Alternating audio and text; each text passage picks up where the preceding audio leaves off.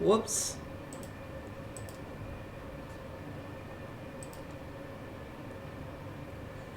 Alright, got the stream manager going. Got all my software running like it's supposed to. Oh yeah, that's what's up. Audio's working just right. Okay, I think we're good. Yo, let's play more Pillars of Eternity. Fuck yeah. It's been like weeks since I played last, so I'm sorry that it's taken me so long. But it just takes a lot more out of me to do these than just playing Halo or whatever, so I just can't do them as often. But I enjoy doing them, so we're gonna do more. Also, every time I play this, like, I really enjoy it, but it makes me want to play Skyrim on stream. Because playing Skyrim on stream is just kind of like a uniquely fun experience to me. I really enjoy that. I imagine games like Skyrim would also probably have that, but Skyrim is specifically just, I don't know. I feel like it creates a really fun, casual role-playing environment, and I really enjoy it. This is not a casual role-playing game. This is a very hardcore role-playing game with lots of rules and lots of characters and world building and lore and everything. I mean, I guess Skyrim has all that stuff, but it's not as deep, you know. It's not as you can't sink your teeth into it like you can with Pillars of Eternity. I heard someone describe Skyrim as a shallow ocean. That's a pretty good description. Yo, so one thing I'm gonna do though is I am gonna turn down the difficulty a little bit because this was way too hard for me to want to play on stream, to be honest with you. So let's save that. Cool. Of course. So what's going on with this bucket here? It looks like we can do something with the bucket. Yes? Leave it to me. Oh, there's something in it. Protective Aeothasian Charm. So it gives you the ability Darkest Before Dawn, +1 perception, and ability only activates when near death. Okay.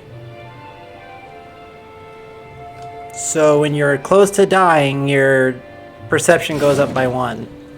Yes? That's interesting, I guess. How large is this area that we're in? Okay, it's not very big. Let's look at our journal and stuff real quick, though, so we know what's going on. So it looks like these side quests that I have are considered too difficult for me. At least 4 levels higher than your character's current level. Failure is assured. Okay, well shit. So the main quest that we got is we used to have a cool castle called Cadnua, and then some god jumped into the body, some like dead god jumped into the body of a statue underneath it, and then he like came out of the ground, fucking broke everything, fucked up our castle, and then he just started running the fuck off somewhere. We don't know where or why or what he's doing. So we're following this dude to try to figure all that shit out. That's what this Dahana God thing is. In the aftermath of the storm, Aeothas's trail threatens to grow cold. Any chance of catching up to him relies on finding some hint of his presence on the island. We are on an island right now. We don't even know the name of the island necessarily. Our ship crashed here. I searched a massive dig site centered on some Ingwithan ruins. It's clear by the massive footprints in the area that Aeothas has come through here, and not without wreaking the same kind of devastation he left behind at Cadnua. Cadnua is our castle that we used to have. We don't anymore because this fucker broke it. I'd better look around. Maybe I can find out what he was after. Okay, so I gotta go back to those ruins and look around. And then the other main quest is Stranded. The Defiant has run aground after suffering an attack by pirates. The Defiant is our ship, bringing a temporary halt to the hunt for Aeothas. Governor Clario invited me to meet him inside his estate at Port Mage to discuss my situation. For some reason, I thought I already did that. Well, let's see if there's anything else for us to do over here, and then after that, we'll go visit Governor Clario. Can't go in the door apparently. Oh look, there's stuff though. Consider it done. Take some Valiant clothing, I could use that. Not a Probably chance. just sell it, but nice to have. What else we got? More clothing, some padded armor. That's always good to have. Take that. Let's just look around just to be safe. I don't think there's anything for us to do here. Oh, here's a ghost for us to talk to. Nothing but endless grey mist.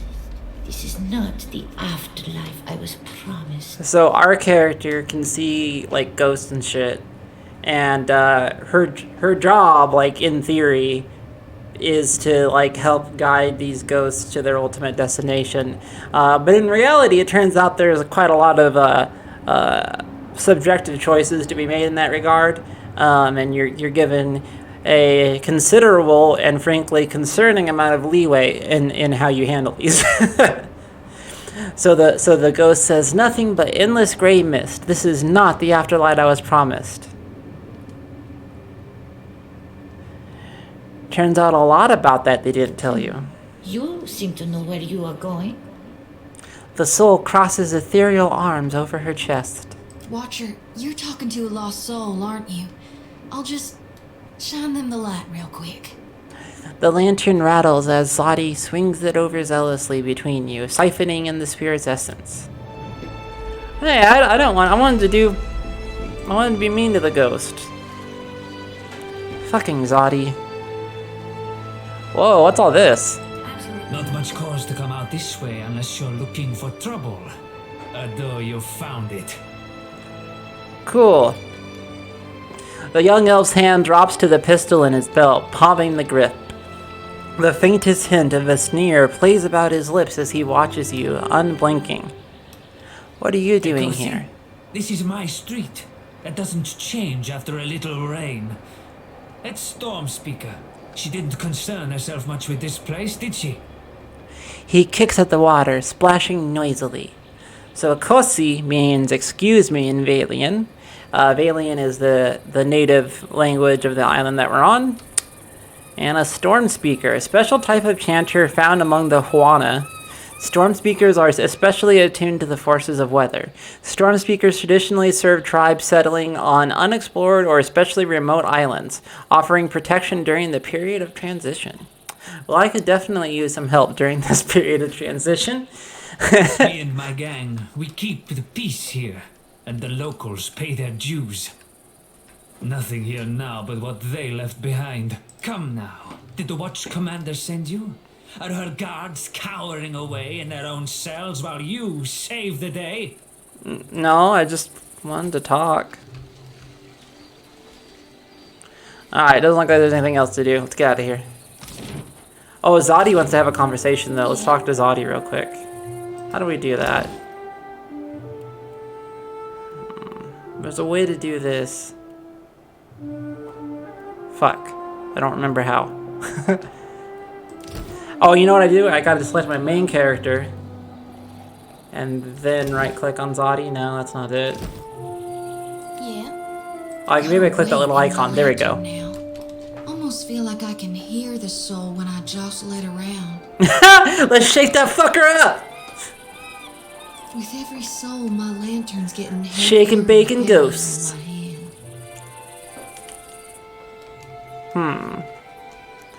How are you feeling? Have you suffered any recent nightmares? I did, recently with you. You were walking the depths of the ocean, but you didn't drown. And in your hand, you gripped the key to Aeora's End. Key to Aeora's End. Her face alights with I've fierceness. seen stars wreathing a statue's brow, and souls flowing like tears over gleaming Audra. And then my god headed into the heart of the storm, Who's your where he god? could find the darkness. What? Tell me what's on your mind? That was kind of some deep, wild shit for you to just like mention and then just let's change the subject. So what's going on with you? Should you be swearing so much as a priestess? Reckon not. She grins wide and confident. But I can't help but be a touch wayward. I don't take it too far. That's what I am. I'm just a My touch mom caught me wayward. once I like looking at that. Mercberry stalks, And of course, I fight. Merkberry. But I'm not done much more than that. And I don't use the real ugly words. The real ugly words. Sometimes the feelings, they just come tumbling right out of me. Gods darn it. The faint trace of a smile forms on Ader's lips. Oh, did Ader like that? Somebody liked that. I don't know who it was. Doesn't tell me who that was. Was that Ader or was that Zodi? I don't get it. Whatever. What are your thoughts on We Aeothas? talking during the Saints' War or after he died? The Saints' War began as a peasant revolt in Redsurus, led by a farmer named Waidwin, who claimed to be the living vessel of the god Aeothas. After overthrowing the Red Karen government, Waidwin invaded the neighboring Deerwood, where he was defeated, destroyed by a weapon dubbed the Godhammer Bomb. Aeothas has not been heard from since. That's right, I remember all about that now.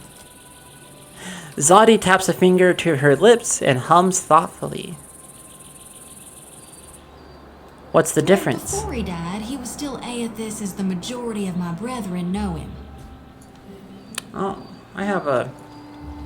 There's way too much light coming from that window. I guess it's fine. Aeothas embodied a human. And when that human got blown to bits, we all believed Aeothas died. Okay, so yeah, I do think... Since it says it's Ader doing it, and it has that little logo, I think this is indicating Ader's disposition has changed and not Zodi's. Which would also make sense, like, narratively. And I think a part of him did. The part he'd most closely woven into living flesh. The part that represented life. And rebirth after death. Which means the part of him that could have survived, that stormed across the Deadfire seas, was the side more aligned with obsidian, rot, and falling away. That which is death. It's pretty wild. Well, tell me about Aeothas leading up to the Saints' War. I really only know what my folks taught me. She scratches the back of her head, hesitant. Aeothas embodied Saint Waidwin, but during the war, he got blown to bits. Waidwin, That's not the thing about Waidwin. human bodies. Eventually, they all gotta die. They all die. Everyone dies. That's what, oh, what was her name? Anna? From Overwatch?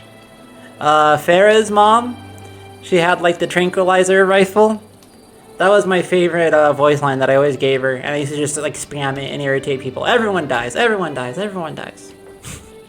As the god Especially of when you kill rebirth, of somebody. course, Aeothas would be coming back. But where I differ from my You kill fellows somebody with a here, tranquilizer dart in is to Overwatch, say, people are gonna be fucking if the pissed. Theos is And then you gone, spam, everyone dies. Oh man, they're gonna be so mad. And I know all about the backside. The Oh, I know down, about the sweat, backside. The death part of the cycle of life. Obsession, rot, regrowth. What's gone can never be again. What comes back is changed. Always. Even if what comes back is a god. It's an interesting idea, Zodi. I like the mythology and the world building in this game quite a lot. It reminds me a lot of that book. I might have it here. No, I don't have it. But Name of the Wind. Yeah, this feels like something that would be in Name of the Wind. What's your take on Aeothas after the And Saints' you War? mean gone. Sure, maybe my god still answers to Aeothas as well. Why not? But Aeothas died. And death requires change. Gone is an aspect of Aeothas associated with death and harvest. His implements are symbolically important. Oh yeah, I've already read over this. We don't need to do that again. He ain't what he was. Not in exactly the same way. That's why I think his other aspect, his darkness in the light, is what's burning brighter in him now. Huh, well, let's talk about No need something to fiddle else. foot around. Fucking It's nothing. best we go. Alright. Let's get out of this place. Gareki Street. What does supply me do? Oh, it's just this door that I can access? Okay. That's cool, I guess. Huh, there's so much stuff on this game. Like, everything is full of detail. This is just a map of, like, a local area with 3 places I can go. And it's got all this shit. Someone fucking drew this. Someone drew all of this. This is amazing. And then I can leave by sea or on foot. Of course, I don't have a boat, so it's only going to be on foot. Oh, but I wanted to go talk to the governor, Governor Clario. So let's go do that instead. Nice, okay. Let's go to Governor Clario's estate. It will take 1 hour and 20 minutes to go there. That's a big city.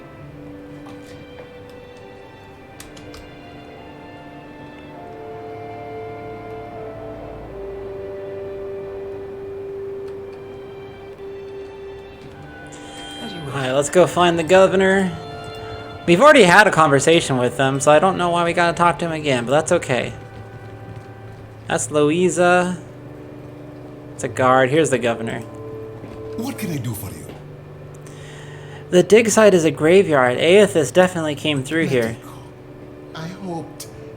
Never mind. What of the Animancers? Odarissi? Medico is an expletive or curse in Valian. Must I track down the man himself? You know where he Those is. were the terms of our bargain, no? Sienteri.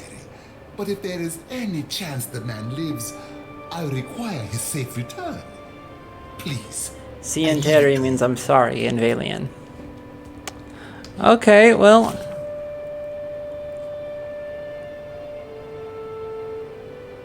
That's the governor. That's Governor Clario, right? That's weird. Okay, well, I guess the journal is just kind of strange then. Oh, what's this? Have I talked to this lady? Nothing to see here. Okay. And I've already stolen everything out of this place that I can, so no purpose to doing that again.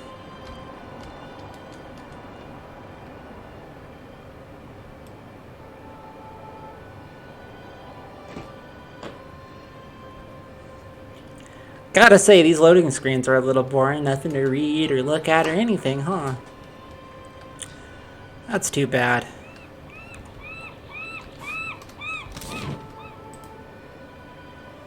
Where's the nearest exit? Okay, we're over here. What's this? Trading post, jail, market, Kraken's Eye, Renko's house. I've been all these places. So let's get out of here.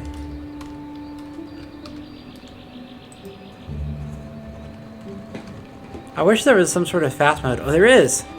Non-combat fast mode. Perfect. Look at that. Speedy little devils. Some speedy boys. Takes 2 hours to walk out this damn city.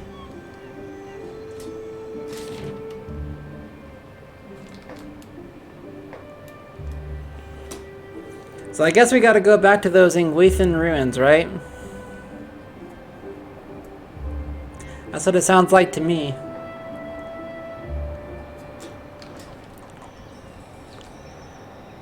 So this area,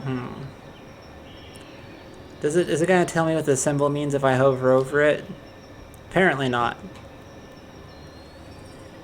Follow camera on, okay. Valerio's Rest, I think that's where my crew are camped out right now. So yeah, let's go to this dig site.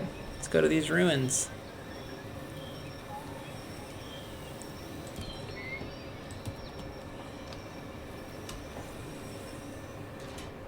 Alright, here we are. Well, this loading screen has stuff to look at and read. How come some of them do and some of them don't? That other one lasted a long time.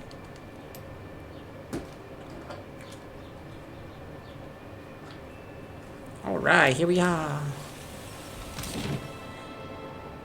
I guess we didn't explore very deeply here. Let's start by skirting around the outside.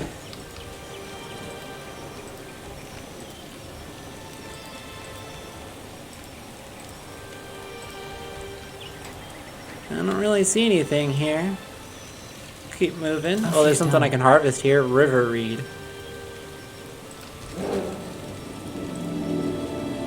Nothing interesting over here. Can we all take this ladder down together, or how does that work? Apparently not. Oh, that's so stupid. That's Looks weird. like trouble. Yo, we got ranged weapons. Let's have our ranged dude start attacking these guys. Bring them down! Yeah, that's actually, everyone can just equip their...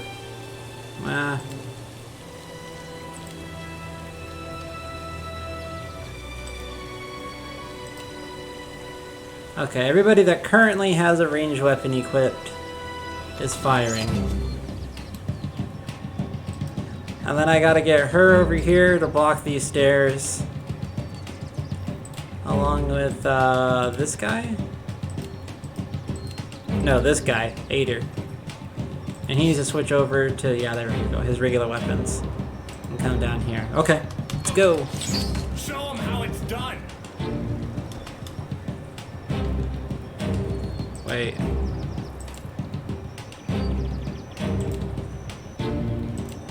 I guess he's got to get closer or something.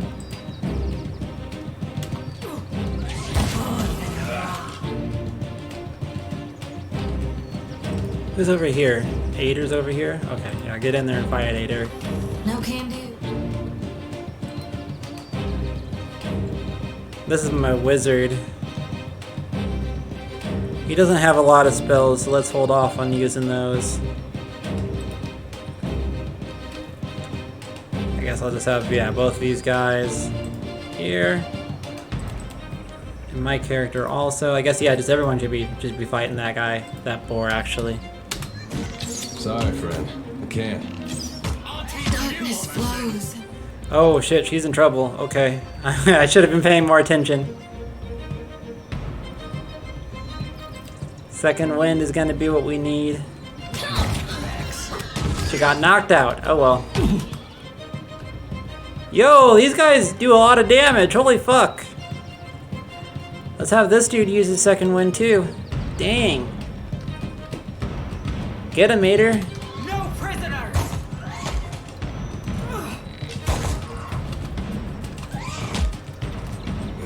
Alright, now he's healed up.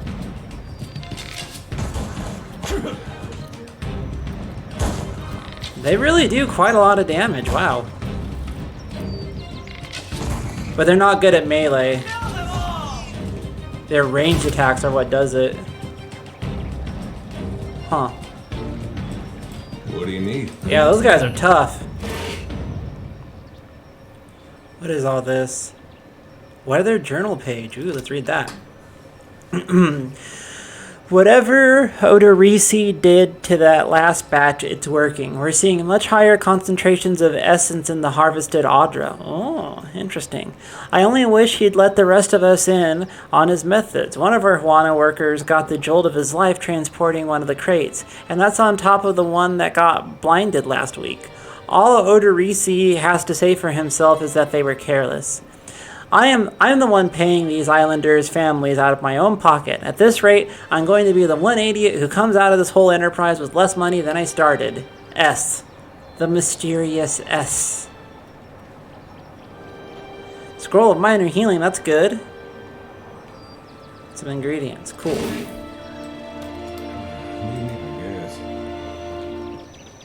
Luminous Audra pool down there, huh? Well, let's look around on this surface before we go much further. And let's also save our game. Because I don't want to die. Oh.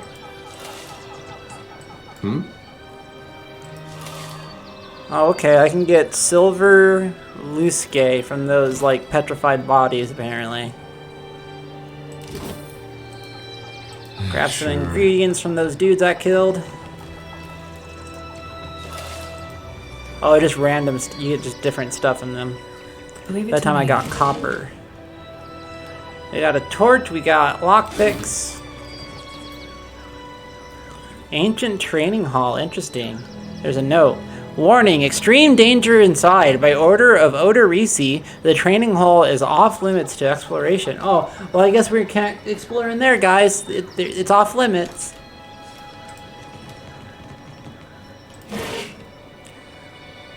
All kinds of fancy shit in this desk. There's another note too. Ferris, take this coin out to the Wana village and see if you can round up anyone willing to do a week's digging for pay. Try the low caste types first, the Raparu. They're used to work hard. Oh, they are used to work hard, and they don't ask for more than their share. The Raparu are the lowest class of Wana society. The Raparu are designated to work as unskilled laborers and to starve in times of scarcity. Their status is a function of survival in the often unforgiving Deadfire and not a moral judgment. The Raparu are destined to be reborn into the Kurau or Maturu class in their next lives. Okay, it's like a cycle, like a wheel, if you will. Sort of Dharma wheel of some kind. I'll see it done.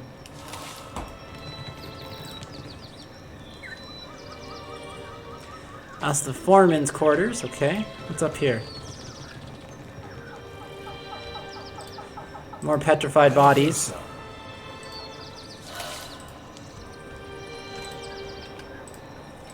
Can't go over here. Okay, that's the end of the line there. Let's explore further south along this walkway. Leave it to me.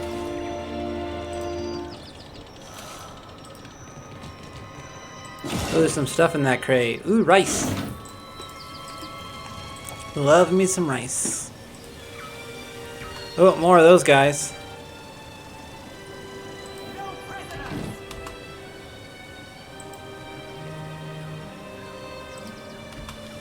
Why are they... Oh, I guess it's too far. Okay. Well, they need to go together, so... Don't want to split the party up. Not a problem. Be on your guard. Better run!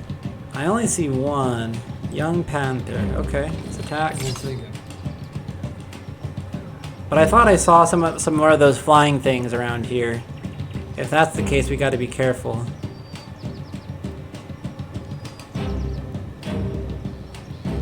What spells do we have at our command? Interdiction condemns the priest's foes, dazzling any enemies in the area of effect. Blessed Harvest. Reap an enemy in the name of Gone! If the enemy is bloodied or near death, they will receive significantly more damage from Blessed Harvest. Very nice. And then our wizard, what does he have? He's got Thrust of Tattered Veils. A quick thrust of magical force, dealing damage capable of piercing through the veil. This attack cannot miss and will reliably interrupt. Oh, interesting. Well, let's go ahead and pull that out here. And then let's do that dazzle thing now. Let's give him the old razzle dazzle.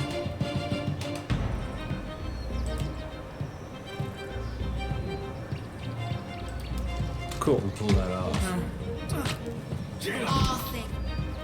Shit, that missed.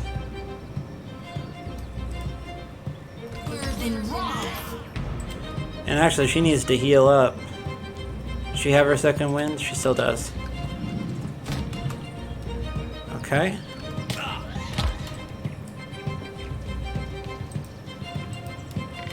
Rebirth awaits. Uh-oh, we're in trouble!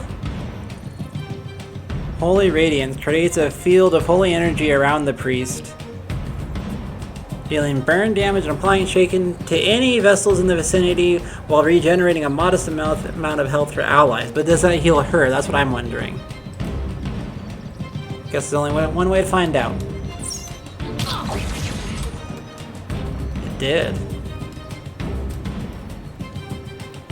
But I don't have any more uses of that left, do I?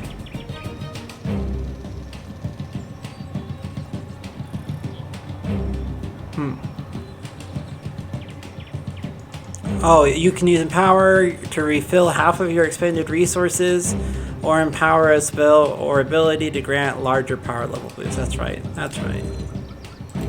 Let's go with another one of these two. These Panthers are tough. They have a lot of health.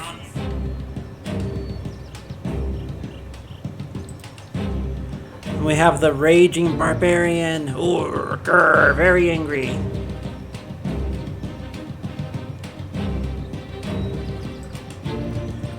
He's raging, and he's in a frenzy. Okay.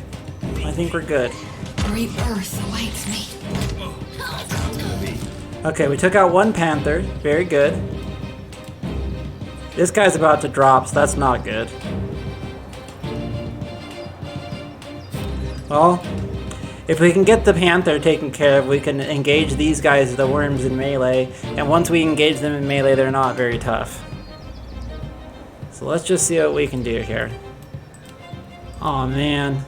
Dude, all my characters are fucked. This might not work out at all. Let's knock this fool down.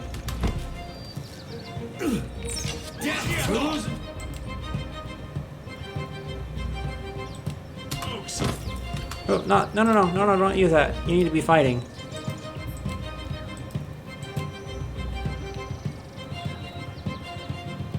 We should probably switch over to melee.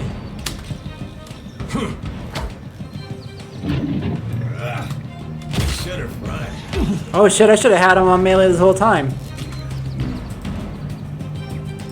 Second wind. You're mine. Ooh, that was a lot of damage. Do we have any items that we can use? Yeah, let's use that. How do we use that? Oh, here we go. Quick items. Use it on yourself, fool. Okay, that queued it up. Nice. Now you hit your second wind.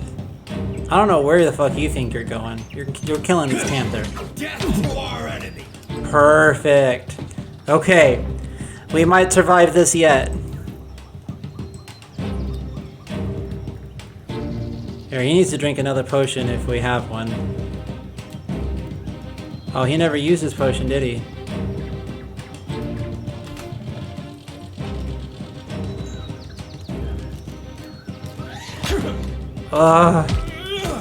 You're mine. Well, that was weird. And it looks like that potion didn't actually help him. I don't understand what's going on with those potions, but whatever. We probably got this.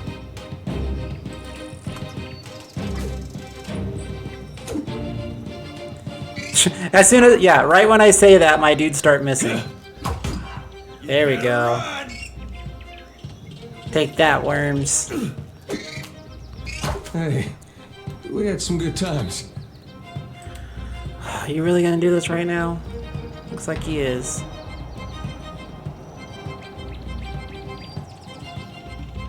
Let's set up that block. He'll attack slower, but he'll take less damage. There we go.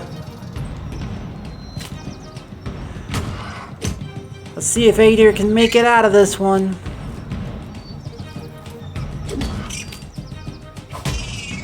There we go, we did it. Just barely, but we did. Okay, we'll loot them and then let's get out of here. This place is dangerous.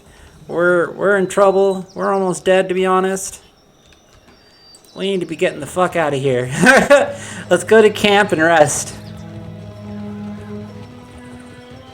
Man, we almost didn't make it out of that. Oh, hey, we have a level up, though. Let's level up real quick. Just for our main character. Okay. Well, what do we need here?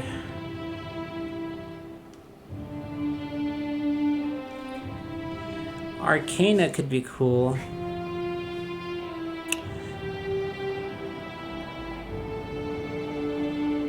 So we're a Cypher, right? That's what our class is, I remember now. And we like using these dual pistols.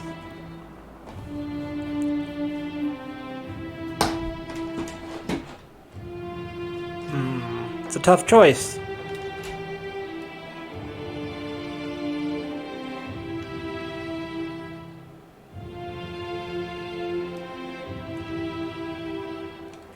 I guess mechanics would be good. That has a lot of practicality in dungeons, and we end up using that a lot.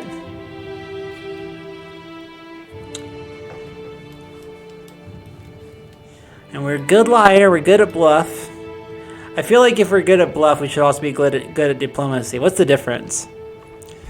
All but the most honest adventurers find it useful to stretch the truth on occasion. Unscrupulous denial, feigned ignorance, gross exaggeration, and bald-faced lying are all covered by this skill. As opposed to diplomacy. Diplomacy can be used to negotiate rational and reasonable resolutions to difficult situations.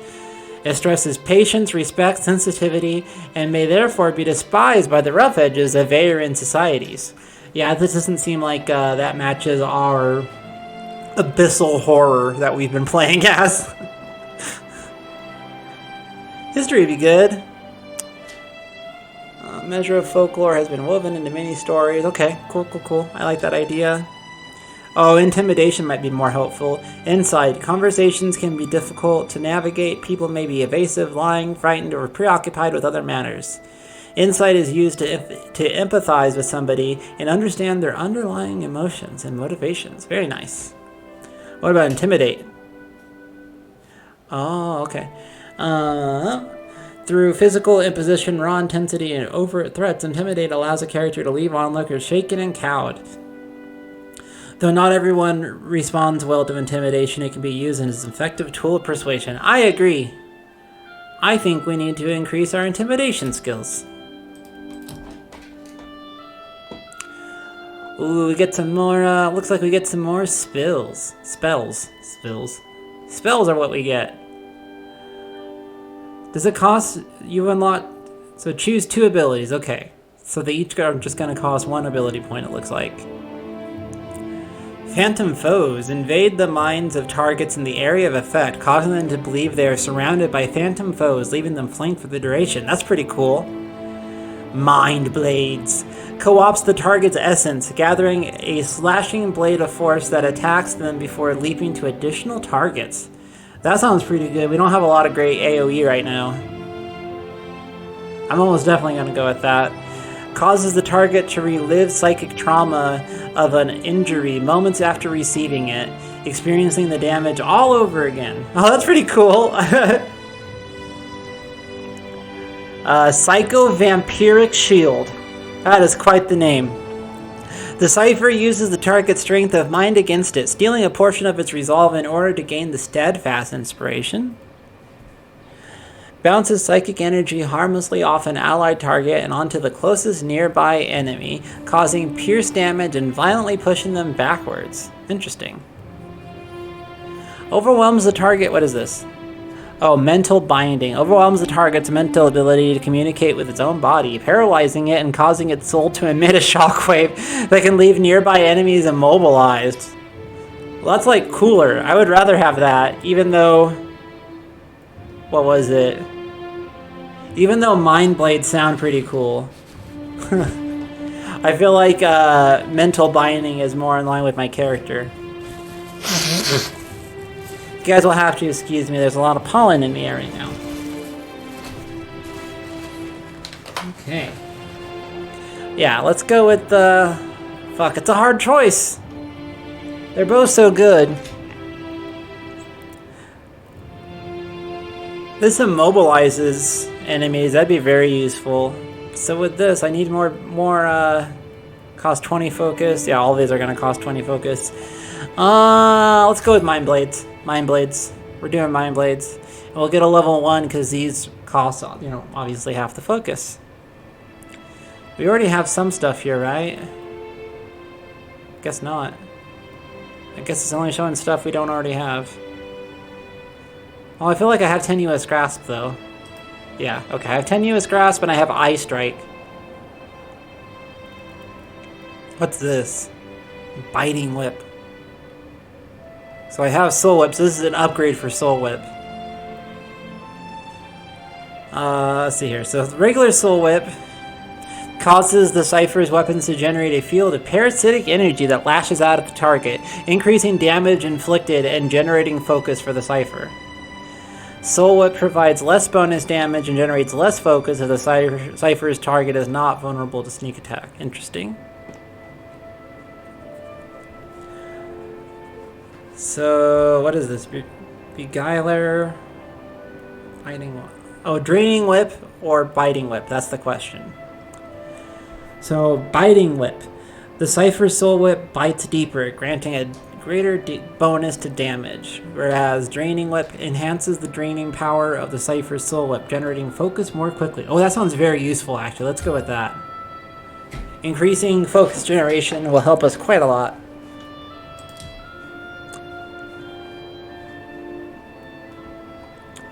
Cool. We leveled up. We did it.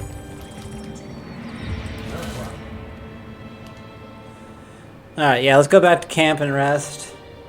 And then we have a lot of stuff in our inventory, so we'll manage our inventory a bit and what do you call it?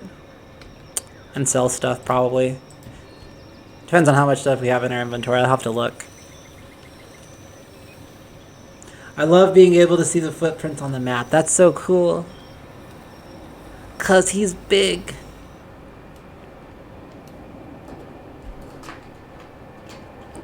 Sucks to be that dude that got picked up by one of those tentacles in the background. You can see there's one guy who's like, ah.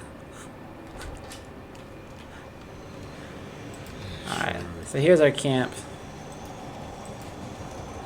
Oh, you know, I don't think we actually had to go all the way here. I think we could have camped anywhere. Crank. I'd rather die than let you savor the ship's last drop of ale. Yeah, that's the spirit. Let's rest.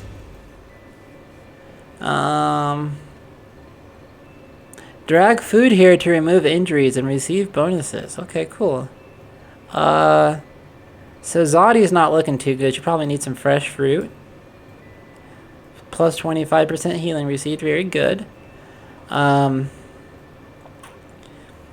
know, I haven't tasted blood lately, so I think I'll eat some raw pork. Ader's a massive dumbass, so he gets to just eat rice. That's all you get, just rice.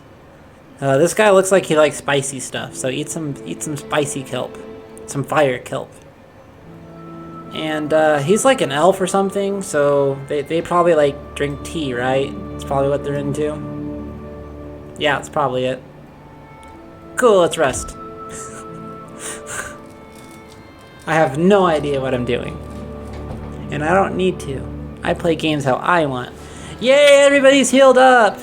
Let's see if I can talk to these people right now. I'll keep the campfire burning. You better. What a mess. We'll be needing help getting the Defiant off the ground. What do we do much now? about the Defiant until the tide comes in. In the meantime, if you're serious, sooner we're off this island, sooner I can put a fist in that pirate captain's face. Yeah, don't worry, we'll fuck them up good when we find them. Alright, let's get out of here. Oh no, let's look at our inventory real quick. Starting to get full.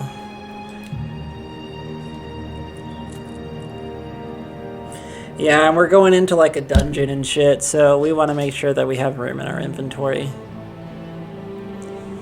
Should I wear this necklace? It gets a +1 perception when near death. That doesn't sound very useful at all. Let's see here. Well, that's a cool hat, but I can't wear hats. I don't think I have anything I want to equip on her, really. Is this shield better than the one that I have? 8 deflection, -4 accuracy. Same. So it's not better. What about this padded armor? No, that's going to increase recovery time. We don't want that. Whoa, I got bombs! Spark crackers! All they do is distract people. Okay, whatever. That's lame. Dagger, hunting bow, a small shield. Yeah, none of this stuff is very good. We could give our wizard a wand though, that might be useful. Additional effects, okay.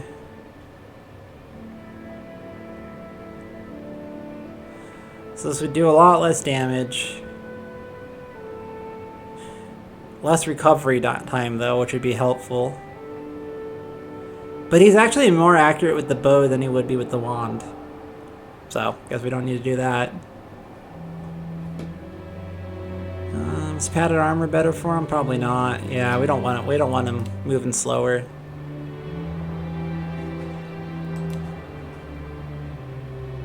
And Zadi needs to keep her vestments.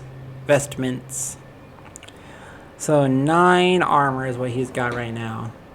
Let's see if any of our shit's better than that. Mail armor, we definitely don't want to replace that. That's it. Padded armor is not going to work. Yep, so no upgrading the armor. He's already got a hat that's as cool as possible. His hat can't get any cooler. So we're not going to do that. See here. I guess we'll put a hat on this dude. Well, there you go, bro. Now you're a pirate too. And we'll give you that weird Aeothasian charm too. Why not? That's a one-handed weapon, huh? I really want to find a two-handed weapon for him. I think I gave him a weapon focus in like more hammers or something, so. Cool, so the rest of this is pretty much junk. I should probably give the wizard some of these scrolls, though. I'm pretty sure he can use them. Yeah. What else we got? What's this? Scroll of Blessing.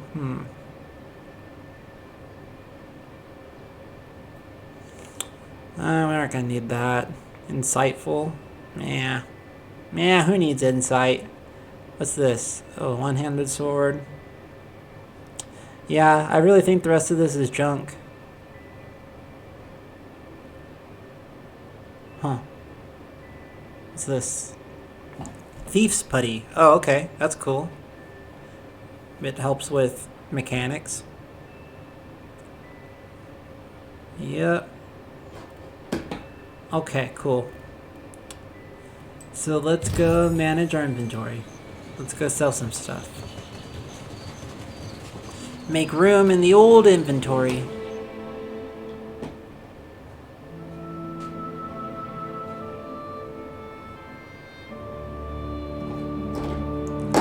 So there was like this shop thing right here, right? What was that? That's party management. For some reason I thought there was a button on the map that I could click to just shop. But I guess not. Which makes sense. So we'll go to Port Mage. Buy some shit. Oh, this is what I was thinking of. So, party, stash, here we go.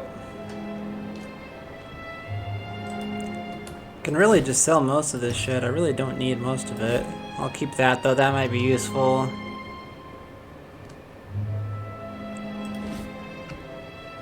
Definitely keep that grappling hook. And that water, we need that. I'm gonna get rid of most of these crafting ingredients because I don't really intend to engage with the... Ooh, that's a cool hat. We're gonna keep that hat. I didn't realize that was a hat. It looks awesome. But there's lots of stuff like this that we can just get rid of.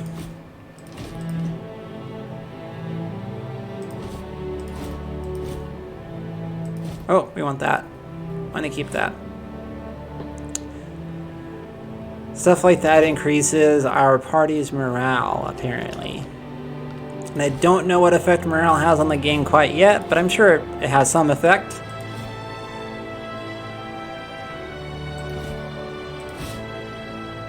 Keep those potions, keep those bombs.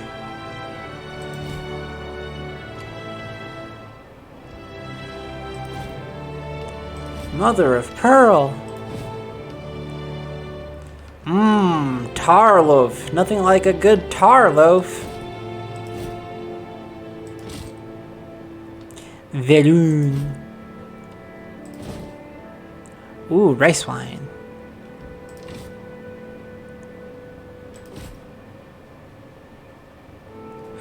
Grog. What a cool name. Cool word. I like that word a lot. Grog. Grog, grog, grog. Groggy, grog, grog, grog. Ooh, I'm gonna get 1,500 gold for this. Thank you for your money. Does he have any weapons or anything like that that I want?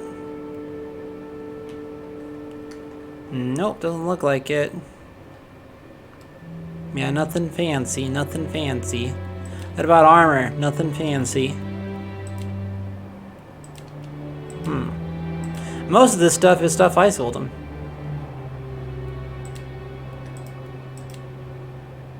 I don't know what all this shit is. Valian Hullbreaker. What is that? I don't know what that is. Whatever. Think we're good. Think we're good. Alright. I guess we should head back to those ruins.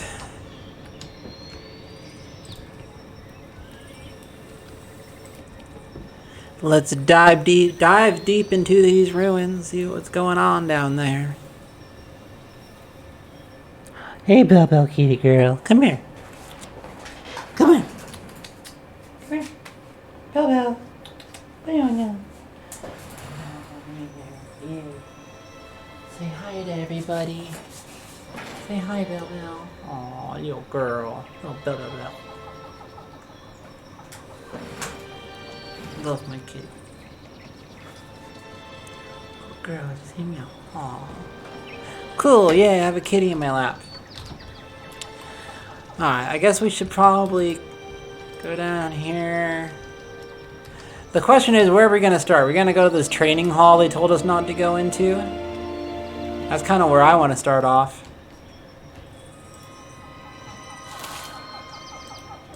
Not for you. Speed them up a little bit, make them speedy boys. Yeah, let's investigate this thing real quick before we go anywhere though, because I want to know about that. The generator occasionally vibrates wildly and you can faintly hear the sound of metal. Hey, give me that back. You can faintly hear the sound of metal grinding on metal from somewhere inside the machinery. And look, there's like this fucking chamber here. What is that? There's like some green goop. I really just want to see what's in this chamber. Let me save my game real quick, because opening that up doesn't seem completely safe. Several men and women appear to be locked inside a cage of some kind. They're little more than silhouettes behind the glass, pointing and gesturing excitedly. Oh shit, there's people in there. You out there? Are the beasts gone? One woman comes up to the door, hands pressed against the glass. Open the door. We are scholars, not soldiers. She shakes her head vigorously, pointing past you at the corpses. Open the door. Scholars, not soldiers. Okay, let's look at the door. You can see no means of opening the door from the outside. It appears the cage is locked from within. Well, I killed all the monsters. The woman turns away to have a muffled exchange with the others. Then she pulls at something by the door and you hear a rattling clank.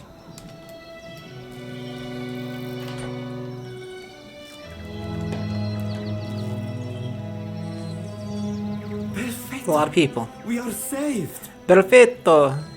A Valian expression meaning well done. A youngish man with bright eyes and a twitching smile claps his hands in joy as he steps out of the cage. The woman next to him, however, remains sober. Me and the Watcher? We're always happy to help. She beams at you, eyes filled with pride. Zadi, I have bad news for you. Governor Clario must have sent you to rescue us, no? But you do not look like one of his guards. She rises onto the balls of her feet and peers behind you, as if searching for someone else. She looks to be only midway into her 30s, though the serious set of her mouth makes her seem older. They're still carving a path through the jungle. I'm the vanguard. He turns excitedly to a cranky older woman and tugs on her sleeve. Zadi's eyes narrow, dark lashes flashing. So I think she didn't like that. See? I told you. The governor is looking out for us. You're always saying this is just about profit, that the Valian... Kalaste. Kalaste means silence. It's a command that says silence. I like that. Kalaste. She silences the others with a sharp look. She turns back to you with a resigned breath. You are here, and that is what matters. The Adra Colossus. Where did it go? Somewhere to the north, I think. By the mercy of all the gods, It must be miles away now. She shudders. I do not know why, but it seemed drawn to the pillar of luminous Adra we were excavating. And what are you doing? Hiding, of course. The corners of his mouth spasm. The cranky old woman next to him sighs and lays a comforting hand on his arm. We were taking measurements of the luminous Adra when something strange began happening. Fascinating. He licks The his field lips. started to dim. The ground shook, and our instruments showed unusual variations. He's very interested in this work. That's when those of us with a grain of sense got into the cage. She glares at the excitable young man, but he doesn't seem to notice. And what happened The then? Colossus. Some kind of construct made from luminous Adra. It passed through the arena toward the pillar. Vanessa closes her eyes. Moments later, the pillar went dark, and all of our colleagues outside the cage froze. Like they turned to ash. She goes quiet, her hands clasped in front of her.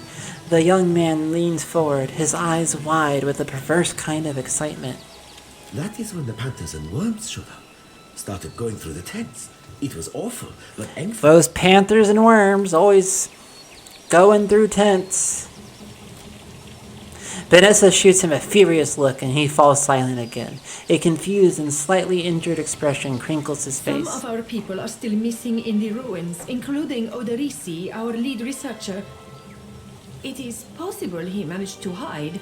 Her furrowed brow, however, suggests otherwise. If he didn't make it to the cage, you should prepare for the worst. She nods.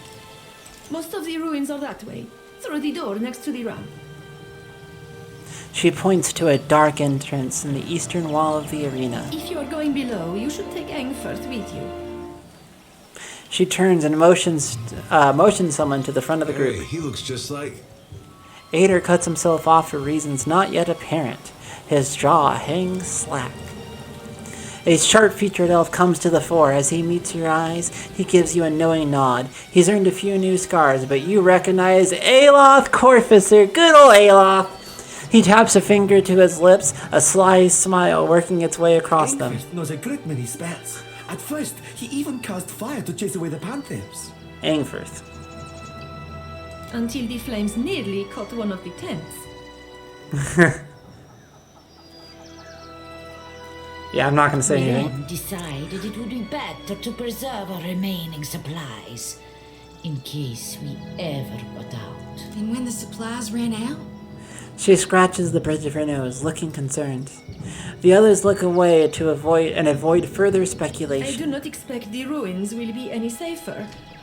Many of our people remained behind, which has surely attracted more wildlife. It would be prudent to take help, as long as Engford is willing to go. She looks quickly at Aeloth. He nods. I would be happy to assist.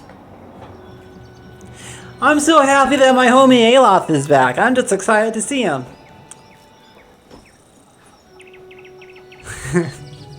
Should I tell them? Let's get him out of here. I'm not going to expose him in front of all these dudes. I'll gladly accept his help. He gives a quick smile. Be careful, I'm Miko. Aimiko is a Valian word meaning friend. She gives Aeloth's hand a quick squeeze before backing away. I shall try. Aeloth nods at her before leading you a short distance away. Thank you for your discretion. I'm certain you have many questions, but Yeah? I fear they must wait until we're off this island. He casts a regretful glance back at Vanessa and the Animasters.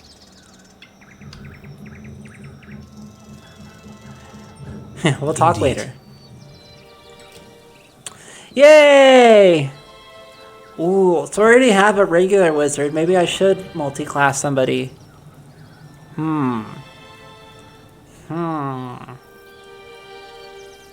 I mean, it would be nice to have more muscle. Let's do this battle mage thing. That sounds cool. Battle mage. We'll get rid of our gay wizard. No, we'll get rid of our barbarian. We'll have two wizards. I mean, fuck, Aeloth might be gay too. For all we fucking know, we have two gay wizards. Like I care. Yeah, whatever. Get out of here, fucking Frithyoth. Dope, Aelos in our party. That's pretty cool. I'm happy about that. And 8 are leveled up. Okay. He's already contributing greatly to our Intimidate skills, so that's nice. You know, we need some diplomacy in this party, right? Or not.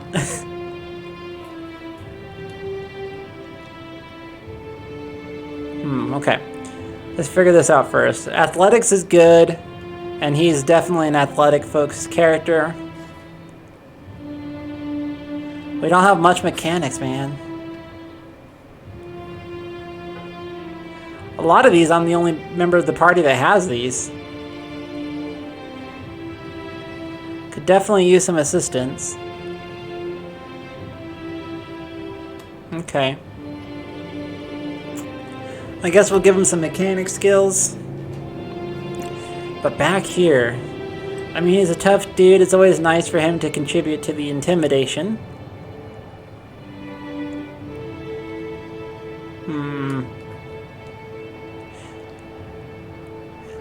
Streetwise, maybe. But Aeloth is also a very sweet streetwise character, so I guess we'll leave that off. He's our main, what do you call it? Our main survivalist. It's a very important skill, so we'll keep that upgraded. And abilities, 2 passive abilities, or 2 abilities, okay. What is this? Fighter stances. The fighter trains in the ability to adopt specialized fighting stances. Each stance excels at handling a different aspect of combat. Defender stance is apt for holding fast against groups of enemies. Cleaving stance is effective when attacking several enemies at once, while warrior stance is best for targeting, for standing toe-to-toe against a single enemy. Okay, interesting. Into the fray. The fighter lunges through the battle, pulling an enemy into immediate melee range, causing crush damage and leaving them dazed. Oh, those both look really good. What's this over here? I already have these, okay. And I have this, constant recovery. What does that do? Charged by the rush of battle, the fighter will continually regenerate health at a modest rate. Nice. One-handed style. While wielding a single one-handed weapon, some of the attacker's hits are converted to crits. That's nice.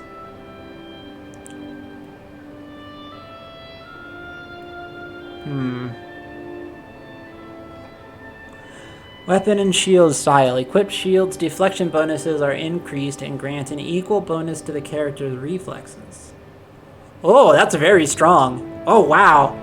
And he keeps dying too, so let's go with that. I mean, we'll look at these other things, but that's probably going to be it.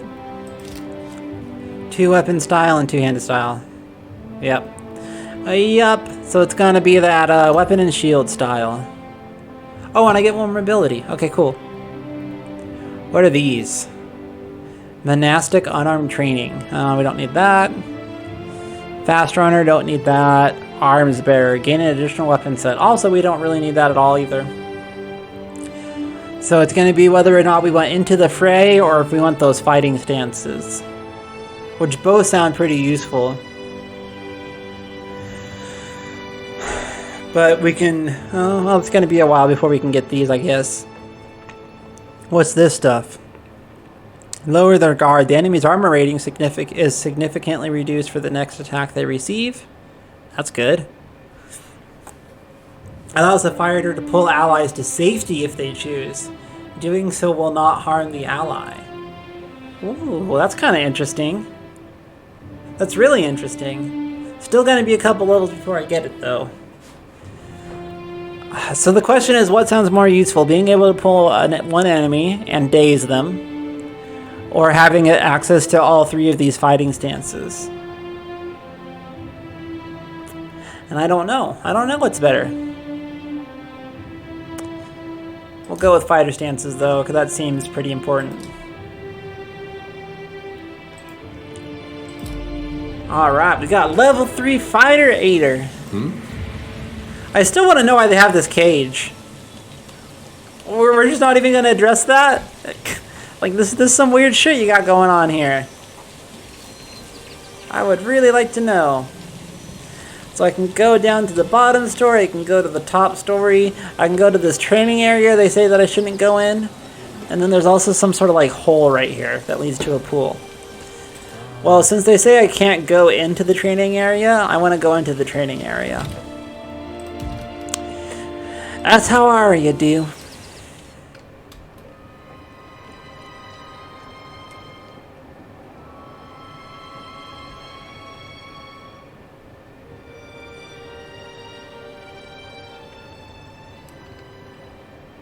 This place doesn't look so dangerous. I see something. Oh, maybe it I'll is. see it done. Yay. Ready to brawl? Oh, oh no. I feel fate. Yikes. We got burned. That's not so good. And that skeletal warrior looks pretty tough. Is what it is. Oh, I guess he's not very tough. Yeah, I think we're handling that. There's two of them might be a little hard to deal with, I'm not gonna lie.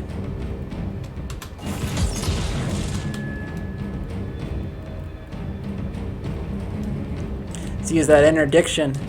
Yeah. Bring them down. I need to keep her out of melee. That's not going well. Or do something to make her tougher at melee, I guess. But for now, she should do this Holy Radiance thing.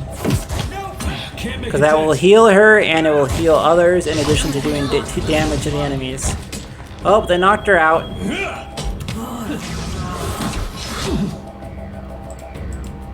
What's he got going on? No uses left. Oh, he automatically uses his spells? What does Destructive Channeling do? Channeling excess energy through the scepter hurts the wielder with each attack. Oh. Oh, he has a scepter. I didn't even realize he had a scepter equipped. I didn't realize he had that. Oh, that's why the wand wasn't better. Okay, that makes sense. I understand what's going on now. Oh no, this is Aeloth. I'm thinking of the wizard. Okay, okay, okay.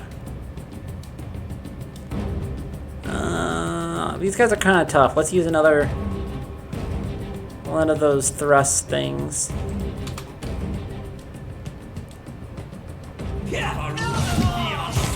Cool. Need something stronger. Oh, that didn't actually hit him, huh? He's probably got missile defense with that big shield. Oh shit, some of these guys are immune to guns. That's why it's so hard to hit them. Okay, well. One way to fix that.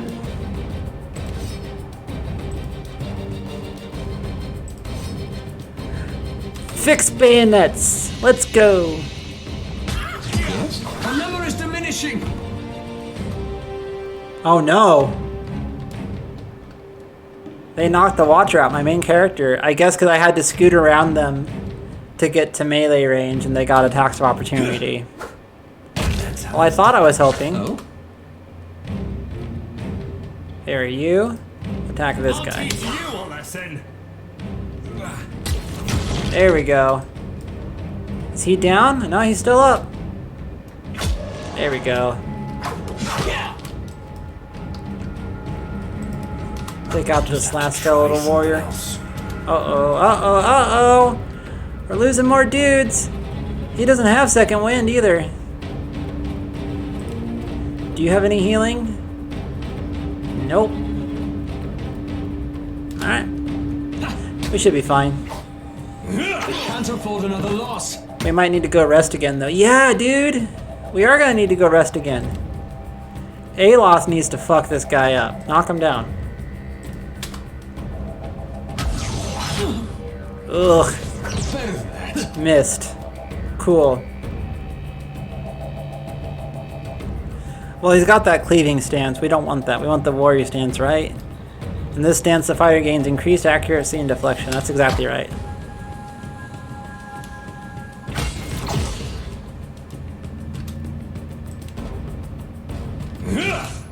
No spells left for Aeloth. Okay. Need something stronger. Oh, I need to give Aeloth some actual armor. That's part of the problem.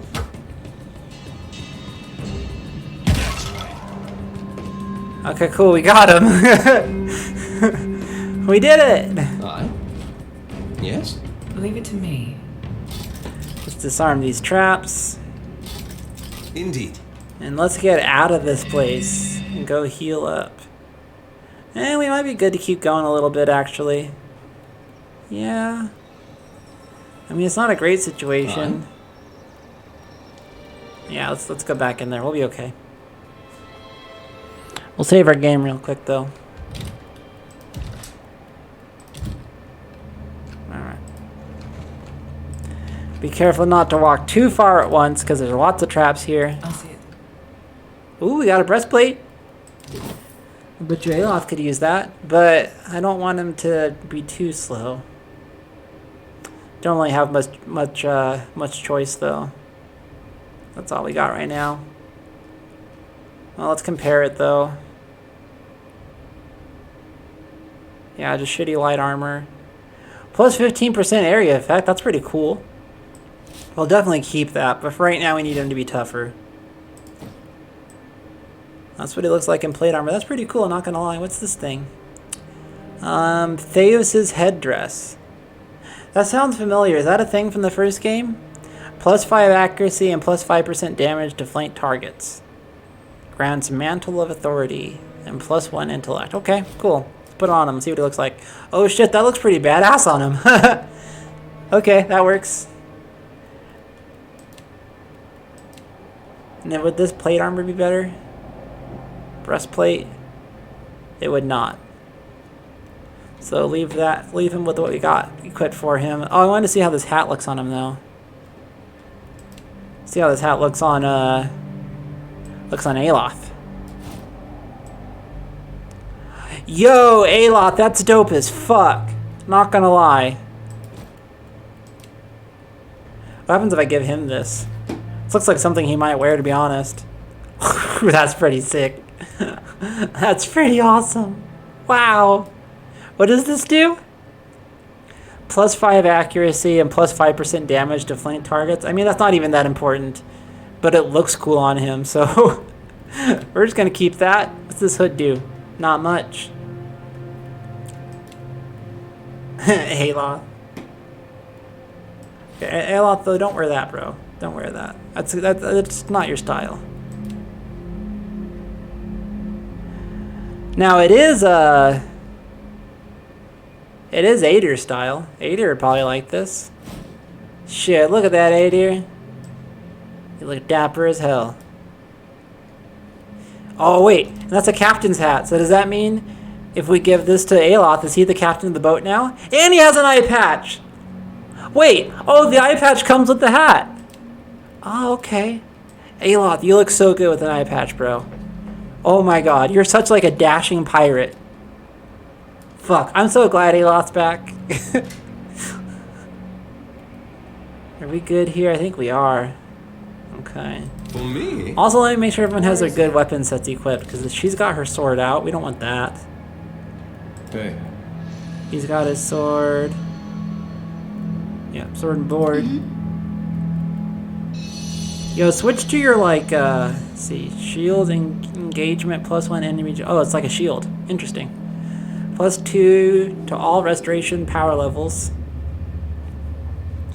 Dude, I think that's what we need to do. We need to give her heavy armor too. Let's do that and see how this goes. Yeah. Let's give her that hat though. I think she'd look cool with that hat on.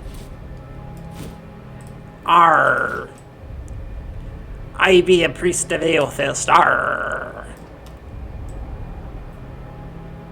Eh. I think the hood looks better on her, kinda. It's more her, you know? And this is more Aedir. This is Aedir style. Look, he's got a pipe and everything. This is definitely something Aedir would wear. I like it. I like it a lot. Alright, we'll see how this goes. Is this a better weapon than what she has? 14 to 20. Yeah, it's more damage. More recovery time, though. This has like, the sickle has all extra stuff that it does. +3 deflection, shit, that's good. And Soul Reaper, 5% sickle damage until combat ends on scoring kill. Oh, nice, interesting, okay. Yeah? Let's save our game. We just did a lot of stuff. Alright. Shit, I need to remember not to run that far.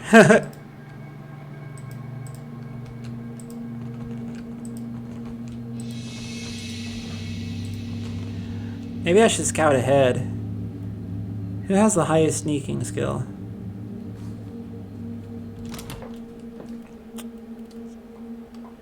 What is the sneaking skill called? Is it like stealth or...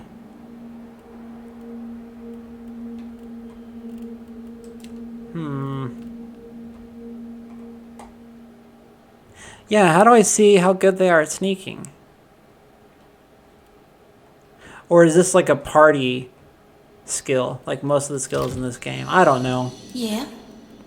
Let's just be sneaky. Uh-huh. There's something ahead. Leave it to me.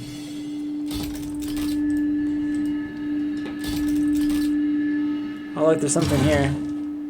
Ooh, a mace and a large shield, huh? Gauntlets of accuracy. Let's take all that.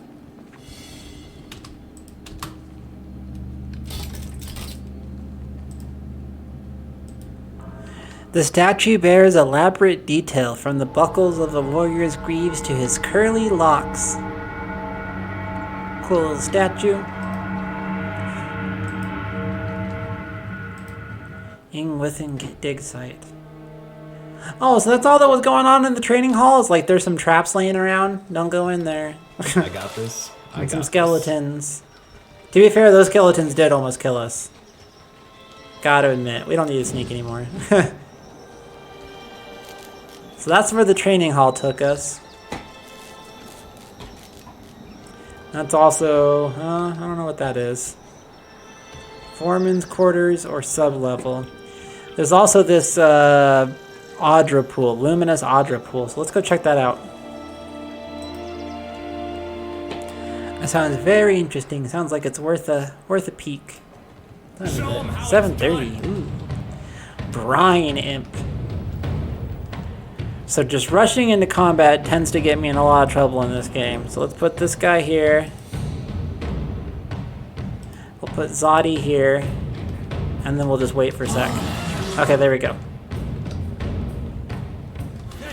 No. Whatever. I guess it worked. I don't normally want them all just running into combat like that, but it's okay this time, I guess. Oh yeah, these guys are easy. Easy. I'm used to dealing with worms and shit. Did you just use a spell without my permission? Oh yeah, but it was one of these. That's okay. Well, Give me a real gem. I still would rather have control over it though. I should probably figure out that setting. I'm not gonna do it right now, but I should. So it doesn't look like there's much to do in here, huh? Okay. Let's crawl on out of here. Wait, how do we leave? Where's the exit? Oh, here it is.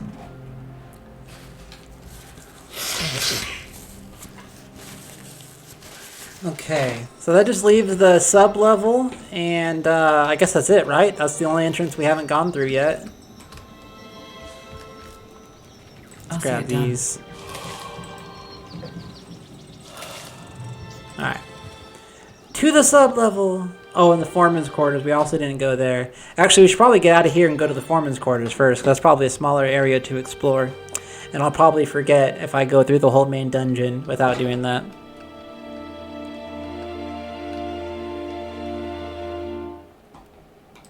Kind of don't want to though. That was a long load screen.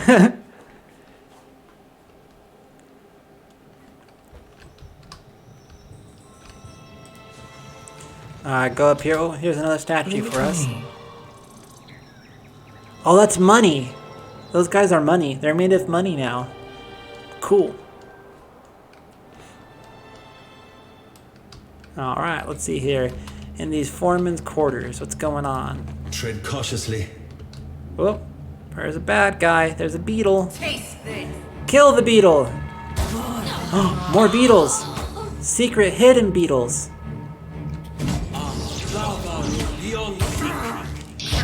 Yeah, dude, he's just blasting through spells. I shall. Does he get his spells back after battle, though? I think he does. How may I help? Yeah, okay, cool. Oh?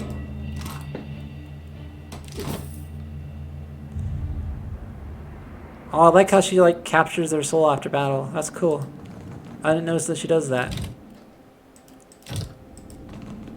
There's a desk.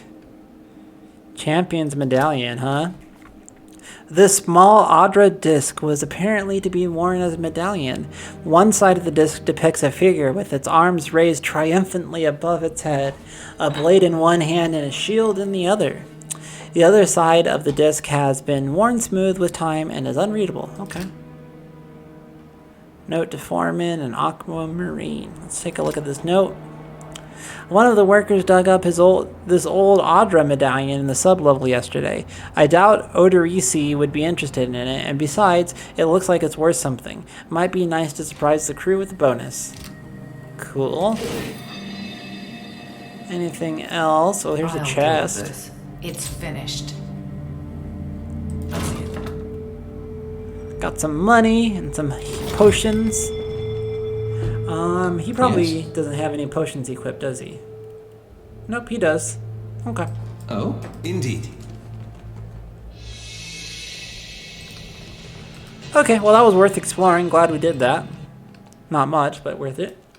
Worth it, worth it. Alright, now on to the main course. Save our game.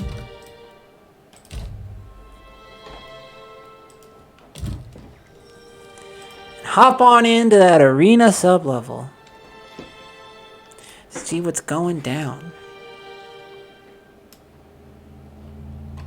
Okay. This is definitely somewhere we should sneak through, so let's do that.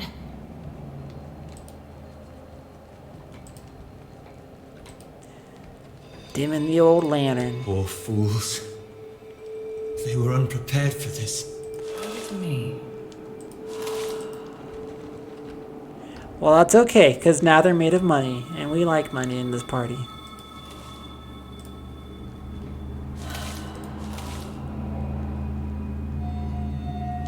Oh, something in this box. What do we got? Solution. Nothing like some solution. And a pry bar. Those are actually very useful and kind of hard to come by. At least they were in the first game. I don't really know how it is in this game.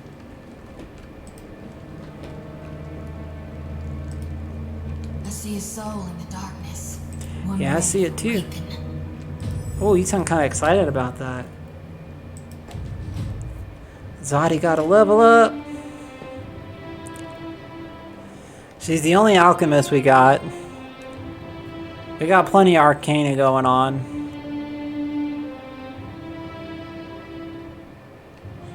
We also need some help with sleight of hand.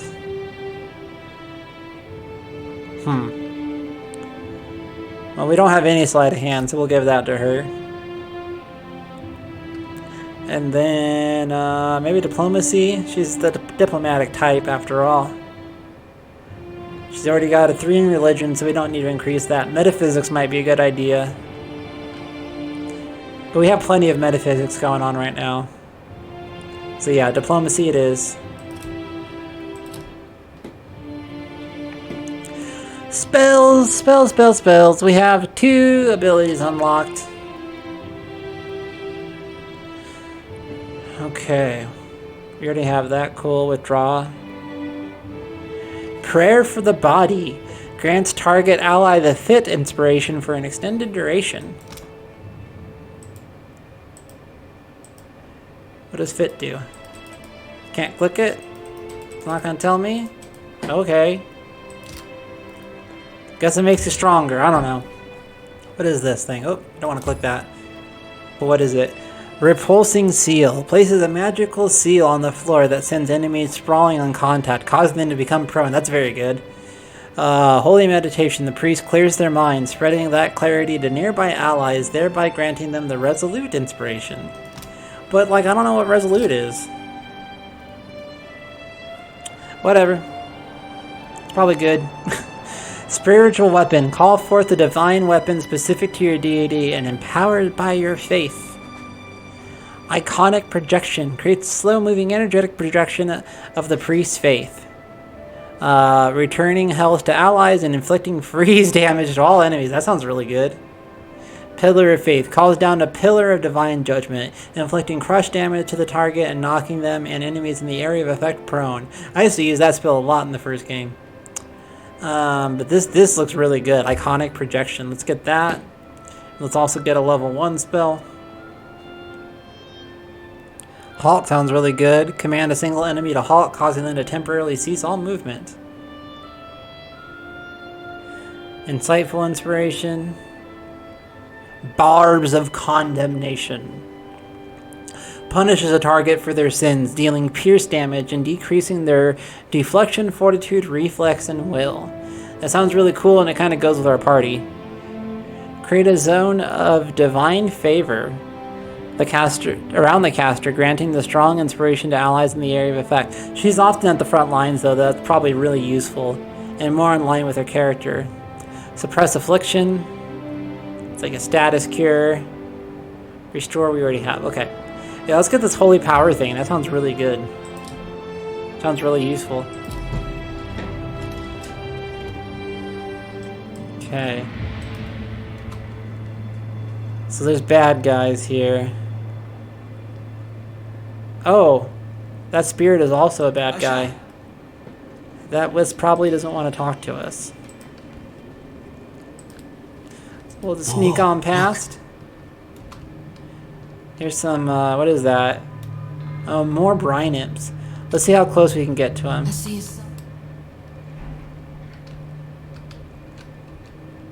No prisoners! In the darkness.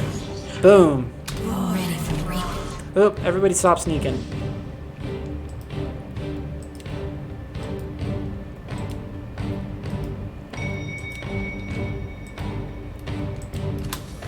Cool. They targeted my character for some reason. Let's have her use her second wind. Nice. Now we're just gonna mow through them, no problem. Dope. Gotta be careful of those barrels, though. Gunpowder barrels. Yes? I'll take care of it. Let's open up these chests. Oh, there was a note in there. Let's look at that note. Tattered note. I wasn't sure about the constructs at first. These new techniques may be less extreme than those of eccentrics like Galvino. Oh, that's a reference to the first game. But it gets harder to remember that once the hulking things are moving around like large, noisy, witless dolls. The constructs require daily maintenance and they make the workers uncomfortable. Still, they've been an effective deterrent to the local wildlife, and I have to admit I've started to feel safer with one of them standing nearby while I work. Odarissi despises the things and avoids them if possible. That alone is considerable benefit. So these constructs are different than the ones that Galvino made somehow. I don't understand how they're different though. What's this thing? Oh, it's a leg. Okay. Any more stuff to loot? Yeah, what's this? Oh, we found a hidden thing. Huana Mahe. It's an ingredient. Cool. Loot their bodies. There's a weapon rack over here. What's it got? A great sword. Very cool. If we still had our barbarian dwarf, that'd be great for him, but we don't have him in our party anymore. So this will require one lockpick. Very good. There's done. What do we get? We got a fancy dagger, a fine dagger. Okay. Some jade, some flint and tinder, very useful item in this, at least in the last game. I'm sure in this game as well, and some money. Cool, cool, cool. Okay. Start sneaking again. I'm here. Can we go this way? Yeah, we can. Oh, looks like we got a puzzle going on. What are these things? Watch and learn. These ornate fixtures appear to be braziers. Soot lines the interior of the metallic petals, and you spy fresh coal beneath the filigreed grating. Someone lit these recently. Had you the means, you might do the same. Well, we have a torch, so let's just light it with the torch. Nothing happens for a moment, and then the brazier ignites with a sudden rush of flame. Okay, let's light this one too.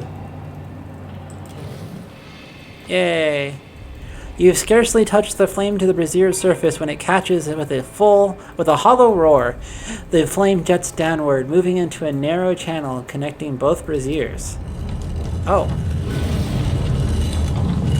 Well. Well, at least it didn't catch us by surprise. Yeah, no shit. What is it? What's all this stuff? As you wish. I'll see it done. Whoop. What is this? What's happening? Oh, it looks like there's a certain order that I gotta do. So this one. Nope. This one first, then this one. Then this one? No. That's not it. What?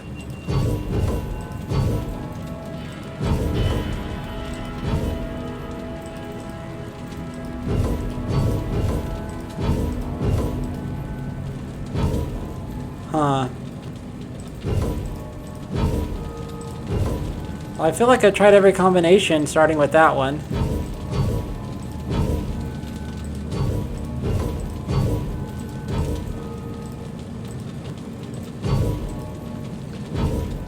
Hey, we did it! I don't know what we did, but we did it. Ooh, gladiator sword. Grant's Grim, whatever that is. Sounds cool though. Let's take it. Anything else in here? Nope. And then who should equip the gladiator sword? Probably Ader, right? Ader's a strong dude. He's got that sword and board style. Let's give him this gladiator sword.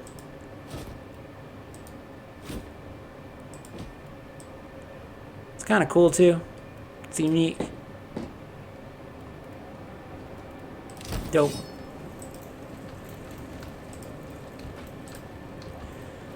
Looks like we can go over here too. Huh? Oh, this is a big area. That's the menagerie that we just came from. Trial of Flame. Okay, we handled that already. An entry hall, that's where we came from. So we're kind of looping back around. Let's examine this. Praise to bold-hearted Avarix, master of the blade. In memory of Sama, beloved sister, I gift this statue. Part of the statue near the legs had been forcibly removed. What about this statue? All that remains of this inscription is Rock of the Fortunate. The stone around it is worn smooth. Interesting. So it looks like we've explored this whole area. We've been in there. Okay. Let's go back to the menagerie.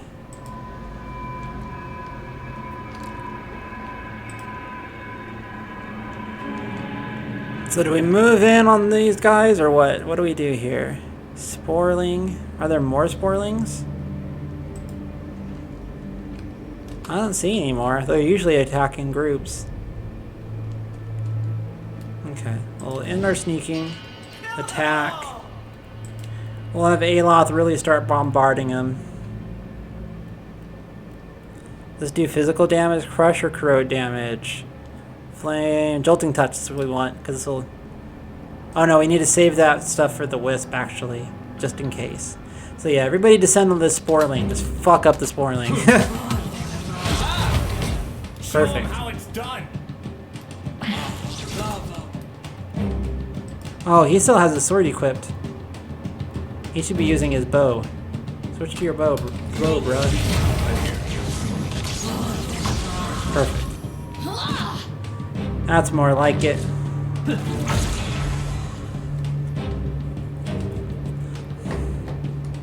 Yeah, that was easy. That was an easy fight. Easy fight. Grab some dank spores, though. Do a little apartment mycology with those dank spores. The walls here have collapsed inward, barring any further progress. Okay. Hey, look, there's another person made of money. I like those. We've been over there, explored everywhere, so there's just one more place to go. Let's save our game.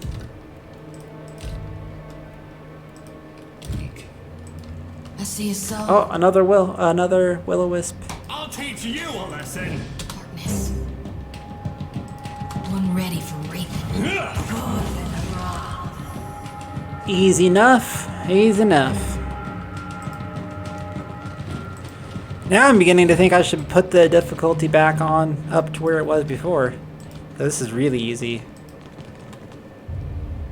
We'll see how it goes for a while, though. I am more focused on the narrative and role-playing anyway. Hey, oh, bad guys. I should have been sneaking. Oh, more of those, or two of these constructs they were talking about earlier. Looks like the constructs turned against him, maybe.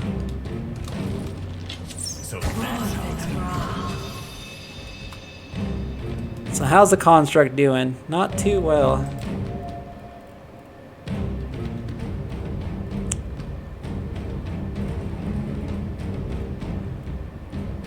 Let's use this holy power thing. Let's check that out.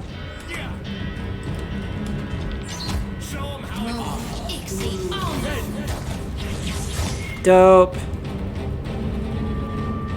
I like her spells. They're pretty cool. Oh yeah, this interdiction's also good. Dazes enemies in a pretty large area of effect.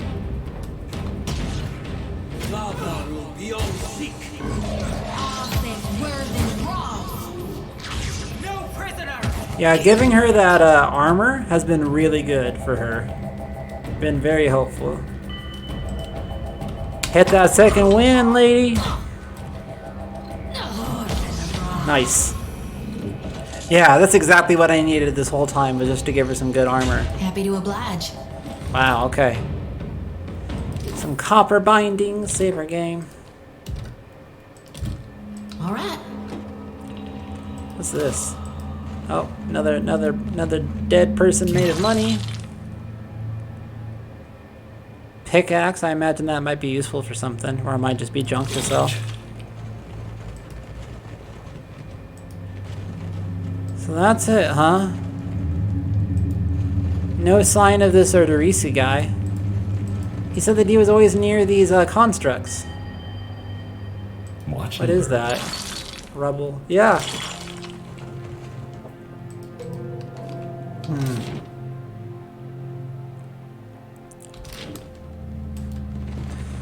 It's not like stairs or anything. Nope, no stairs. So I guess we've explored this whole area. Collapsed hall. It just really feels like there should be something for us to do in this collapsed hall. Let's look at our journal.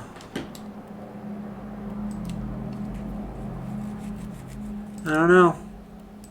Don't know. I just don't know. Trial of Flame, we already did that. What's that? Looks like there's an area up here. How do we get there?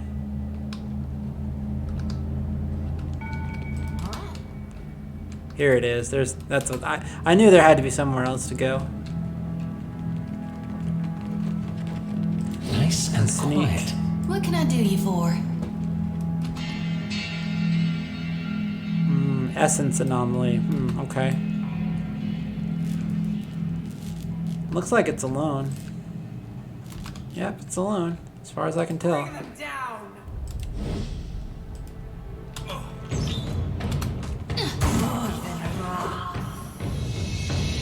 It's not even tough. Does a lot of damage. Fuck, maybe I spoke too soon.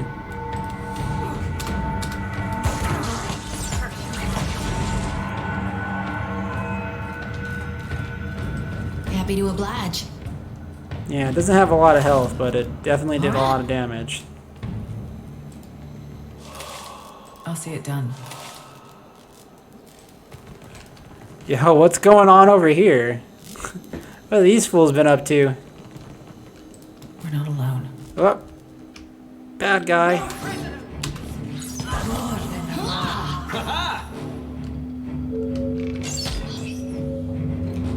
Yeah, Excelente. I hear you.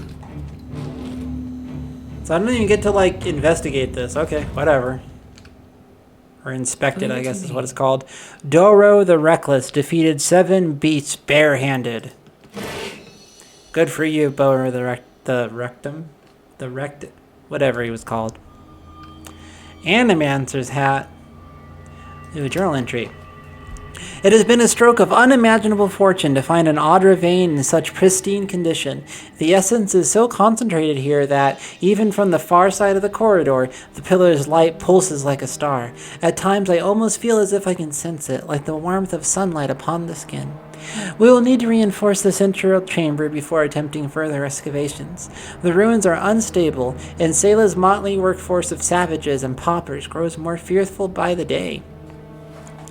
With the assistance of a single watcher, we could trace the essence of the primary vein and isolate those deposits worthy of extraction. I petitioned Director Castrol of Nekataka for such a resource, but I am continually rebuffed. Nekataka. The great and ancient city of Nekataka is so old that its foundations are said to predate the great Huana cataclysm of legend. In recent years, the native Huana population have been crowded by the arrival of Avalian and Rautean colonists, traders, and soldiers. Very good. It is unthinkable that the Valian Trading Company cannot isolate within the vast borders of its considerable influence a single suitable candidate. The Valian Trading Company, of course, is an outward-looking mercantile order from the Valian republics. The 30,000 employees are tasked with delivering profit on the homeland's investment. In the Deadfire, this means refining and exploring luminous Audra in enormous quantities. I must assume that the wretched Elite woman is hoarding them for her fanciful experiments. Transportation, as if we have the time to expend on such frivolities.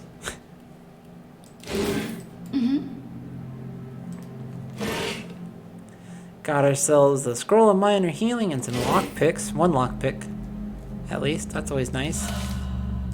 I hear you. Oh, more stuff like that. What's in here? A potion. Potion of Merciless Gaze. 15% of hits converted to crits for... Oh, that's good. For 47.3 seconds. That's very good. I like that. That is a strong potion. What can I do you for? Sure thing. Alright, anywhere else for us to go? It looks like we're all tapped out of places to explore. Unless there's something over here. Looks like there might be. Oh, nope, we've already been there. And then I was thinking there was something over here. Oh, just a pathway that I didn't go down before. Okay. Oh, there's something over here too, isn't there? Yep. Still have more to go over there. Put on fast mode, start sneaking. Coming.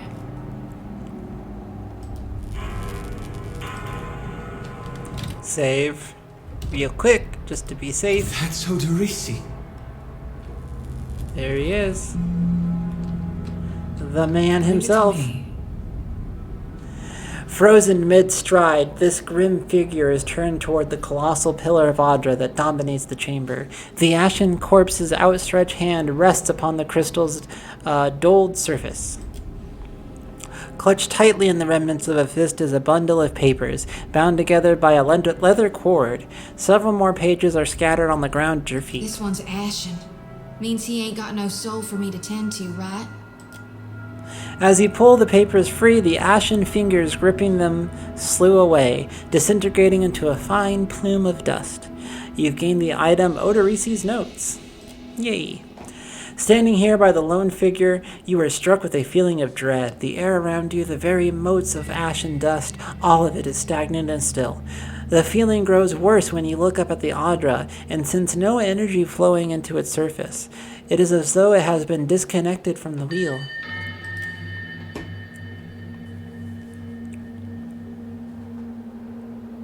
Ooh, what's going on? You place your hand against the pillar of luminous Audra.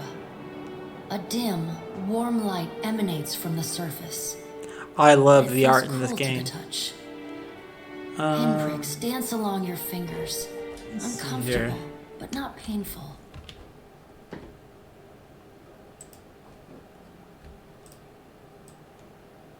Let's move it down. There's just nowhere good to put this.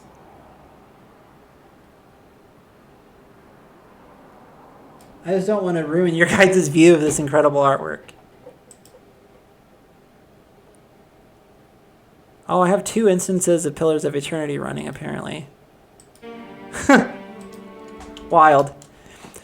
Whoa, hopefully you guys weren't hearing the audio from 2 different instances. I don't think you were. Whatever. A woman's voice, scratchy, distant, and halting, echoes in your mind. It's a cool drawing. I just like that. Find your soul in him.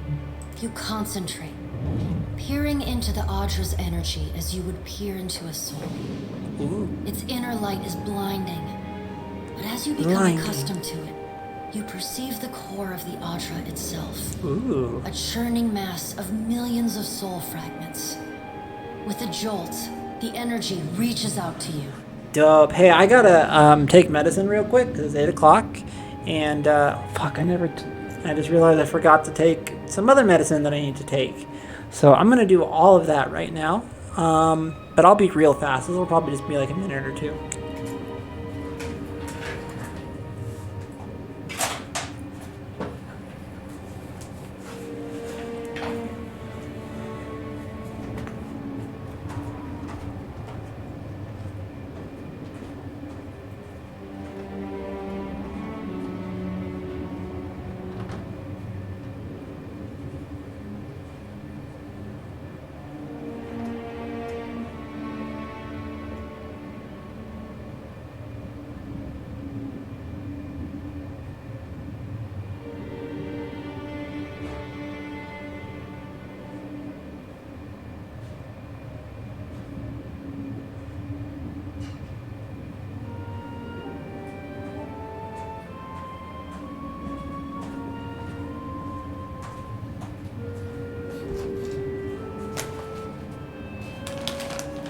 Someone is cooking. It smells like some really good Mexican food on my floor, and I really want it. That shit smells so good.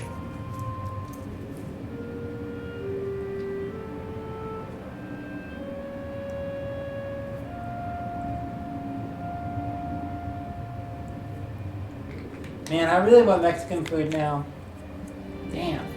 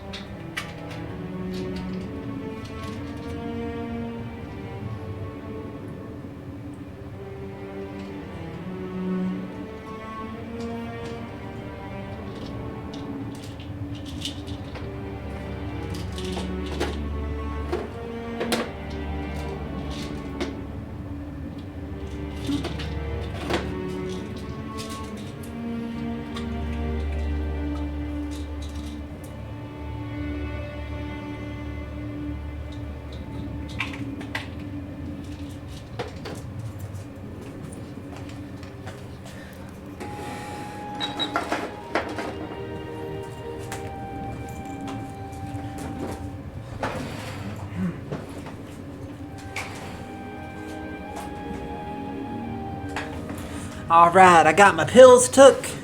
I got a little blue one dissolved under my tongue. If you know, you know.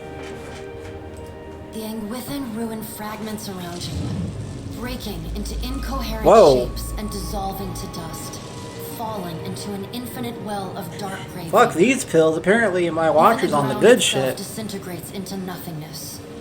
All that remains is the murky expanse of the in-between. The Audra in-between. pillar, and a skein of golden threads rooted in the pillar that extend far off into the distance. The in-between refers to the shadow world that souls briefly wander after death and on their way to the beyond. It has been described as a hazy landscape, empty but for the glow of other souls, Audra and Watchers. This is the space that... Excuse me. It's hard to talk with this thing. This is the space that Watchers peer into when they observe and speak to lost souls and soul fragments. Excuse me, guys. I'm having hiccups now. Even the gods cannot reach it. Okay. You focus on the threads. You catch glimpses of memories, your memories, mingled among the memories of thousands of other captive souls. The filaments begin to cohere, rapidly twining into a golden cord. With a muffled crack, the cord ripples outward in a violent wave toward the endless distance. Ooh. The cord undulates over a space so Undulate. vast I like that word. you lose sight of the Undulate. wave before it finds its end. Then, a heavy creaking, like the sound of mountains shearing under their own weight, washes through the dull gloom of the in-between. A violent force yanks you along the cord at an incredible speed. Woo. The murk of the in-between warps erratically, as though you are observing it through an ill-ground lens. Oh, I've experienced this before. Just as quickly as you were pulled forward, you stop. Suspended below a massive figure of ancient carved Audra. Wild. Like all Audra, it glimmers with energy, but the souls and memories within it are not flowing down. No! They churn in a vortex that burns at the heart of the statue's mass in some invisible engine. Ooh, that's very interesting. It is Aeothas. You asshole. The great golden cord terminates in his back, sending pulses of energy throughout his limbs as they move. He walks in long, slow strides toward a brilliant pillar of Audra far in the distance. It shines even more brightly in the in-between than Aeothas. Ooh. From within the teeming throng of souls, dozens of eyes look out to you. Dozens. Through the cord, their collective anguish and despair push at the edge of your mind. Yo, shut up, y'all. Be quiet. Shh. Keep it down. I'm trying to listen to the narrator. Somewhere within their ranks, you can feel the presence of your own soul. Yo, give me that shit back! Yeah, let's push past the souls to find my own soul. You attempt to evade the lost souls and find yourself within Aeothas. Ooh. But the incredible power flowing through the god's body What's up, repulses you. Aeothas? Not even your Watcher powers can penetrate the massive tides of Dang it, we energy can't penetrate crashing Aeothas. through. I was really hoping we could. The souls sense your presence and continue to desperately cry out to you. I'm busy trying to bone a god. Y'all keep your yaps shut. Aeothas' Shut your stride trap. slows and stops. His head slowly pivots until its great burning eyes are cast back along the cord. Ooh, As his scary. gaze meets yours, you feel an overwhelming rush of incredible joy, mingled with profound sadness. Whoa, okay, You that's have interesting. sensed similar anguish in lost souls, but never with this intensity. A soothing voice drifts into your mind. Huh. It takes great bravery to venture through the in-between, even for a watcher. That voice sounds familiar. A swell of admiration radiates out from the god's heart, a force so intense that it momentarily overwhelms you. You do not need to follow me, for their sake or your own. Something beautiful is coming. Something that will save us all. A great light shines from Aeothas' brow, so bright that even the souls within him flinch from the source, cowering in fear. Lots of bright lights and darknesses. Through the glare, you see Aeothas's massive arm reach up to grasp the golden cord. The tether carrying energy from the Audra pillar to him that also suspends your consciousness. Give me my soul back! I still have need of it, but do not be afraid, Watcher. Dawn will come for us all in time. No, fuck you, give me my soul back. Aeothas yanks on the golden cord, pulling it from his back. The cord tears into filaments that blacken and dissolve to dust. Without pause, he turns to resume his stride toward the distant pillar of Audra, shining on the boundless horizon. You hear the souls within him cry out for just a moment, before your consciousness is snapped away from them. Snap. The in-between goes dark. For a second, you feel a mix of nausea and a sensation like spinning and falling.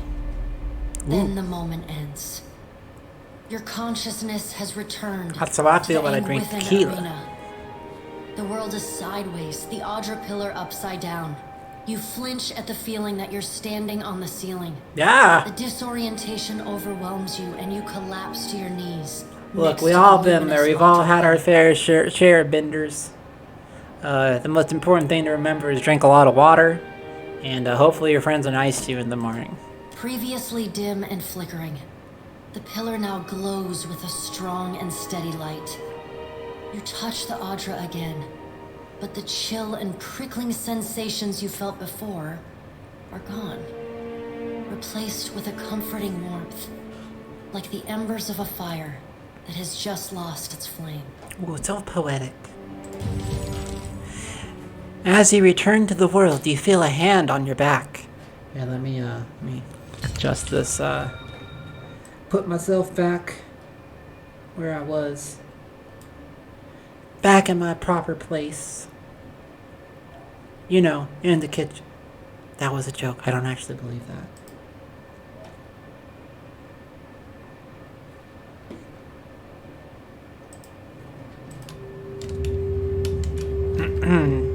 You alright? Come on, we just got you back. Despite his tone, you can see genuine concern in Ader's eyes, rather. You alright? I'm not sure, to be honest. I'm not sure, now I'm worried. I've seen you commune with souls of the dead, but this looked altogether different. What happened? His gaze flickers to the brightly glowing Audra.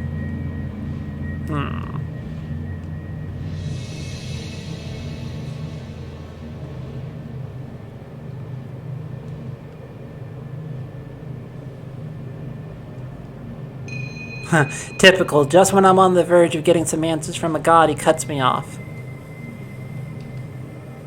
Probably more like this. I saw Aeothas and he saw me. Well, really? I knew it. I mean, that's great, Watcher. Ain't it? Zadi can barely contain herself, jumping up and down as she stumbles over her What words. did Gon say? Is he gonna meet us? What do we do next? He charged you with a divine calling, didn't he? Just like he's done for me. Aeloth hums approvingly. Oh, she guess you like that, because I talked to her god. I guess this is why I'm captain.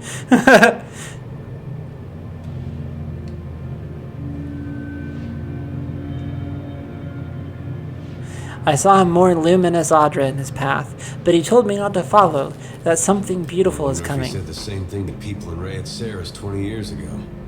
I wonder what he's after, and why he's been giving me these dreams. The things I've seen, they leave a mark on your soul. She rubs her arms despite the balmy air. I may not know what Gon's got planned for me, but clearly he wanted me to meet you. Aeloth tenses his fingers and smiles. Okay. I see it done. Probably nothing left to do here, right? Yeah, probably not. Okay, well, should we get out of here? I think we should get out of here.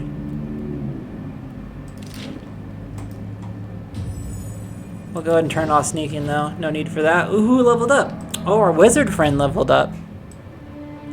He's so dope. I love this guy. Alright, what are we gonna do? Sleight of hand would be good. We need more sleight of hand. We also need more stealth. And Arcana. Arcana's 5, stealth is 2 for the whole party. We'll give him stealth. What else? What else?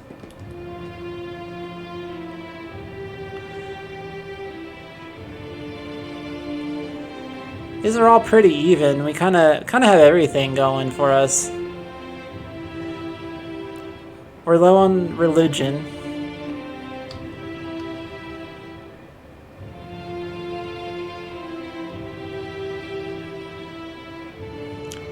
Yeah, I guess I should give him some religious knowledge. Knowledge.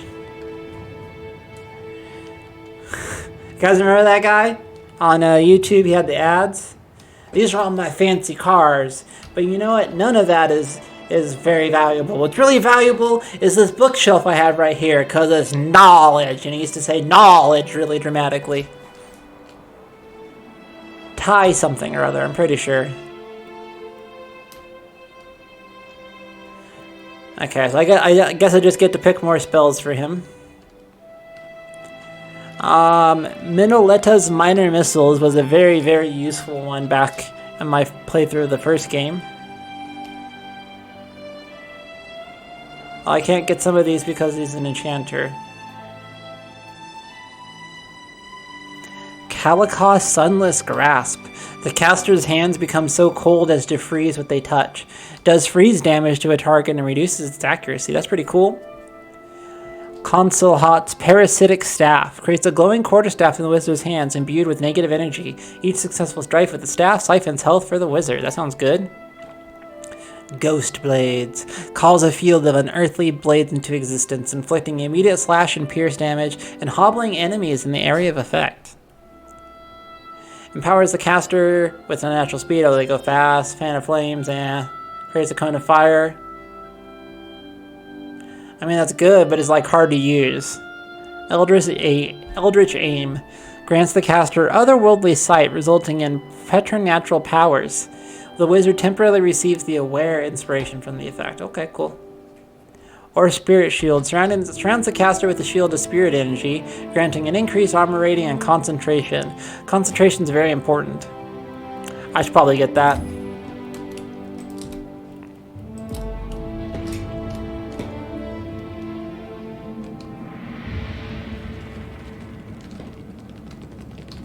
Well, this was a very productive journey into these ruins, I'd say. How do I leave? Trial of Flame, entry hall, okay. There's a hall over here I gotta go through.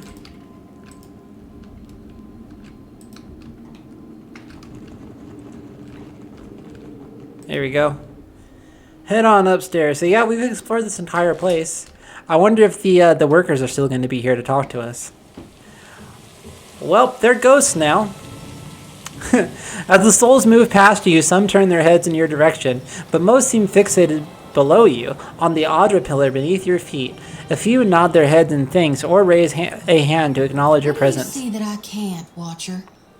I guess these are supposed to be different people.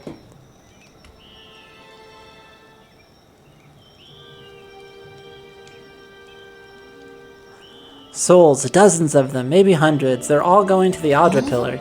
Really? She strokes the cage of her lantern, appearing lost in thought. A small group of souls has started to cluster around you. One of them is standing a bit closer than the others and gestures for your attention. Watcher, we'd like to come with you. Yep, come with me. You have our thanks. We appreciate. I don't know why. I'm just always having these ghosts following me around. Before we reach the beyond. I don't know what it's going to do. The other souls around her nod in agreement. Can I harvest the souls now? What does her harvesting these souls actually do? If you Oh, I want. do. So I will. Okay, do you like that?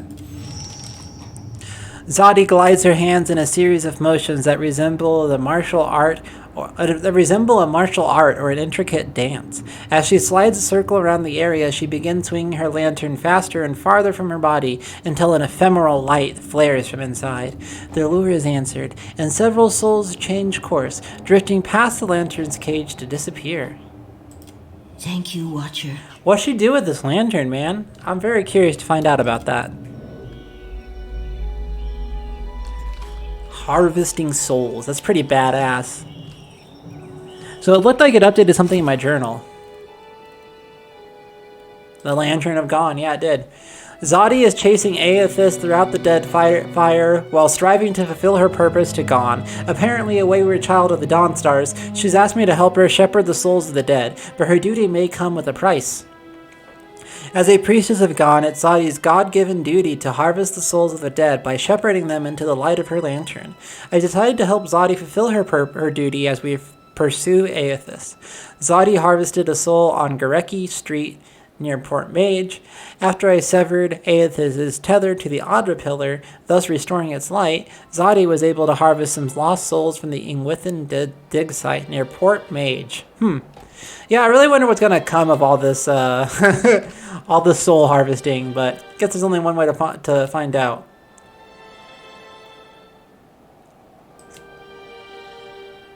So what do we do now? Maybe I should go talk to Clario.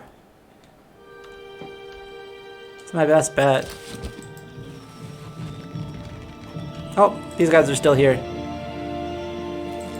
We will remain here to see We should to our build dead. more of these cages, I think. What do those cages to do? rebuild after all this? Echo, I cannot imagine. But I must take stock of our supplies. Yes? We're lucky the cage worked.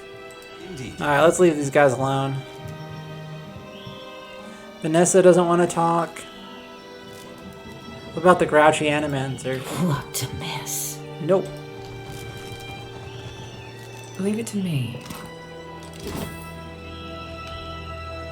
How do we leave?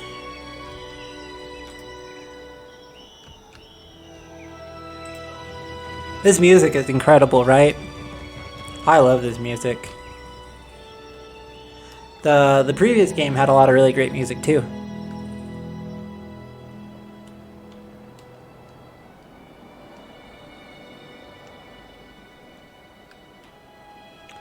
Well, I feel like we have an update for the governor, right?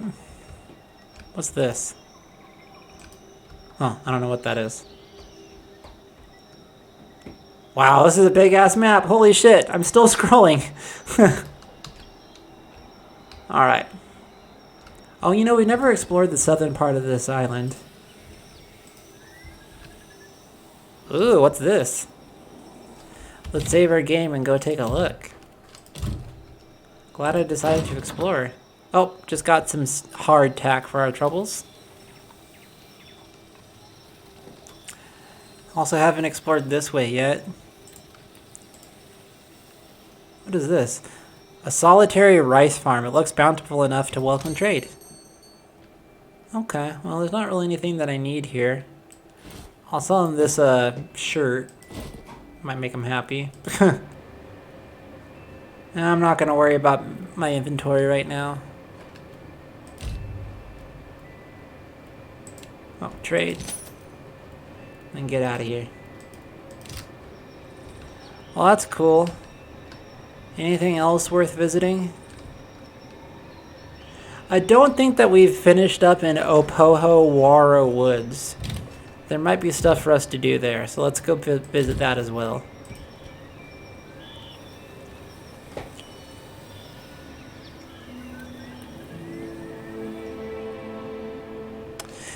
Thick woodlands spread to the east of Port Mage, slowing your travel. Birds flitter above you and insects drone incessantly.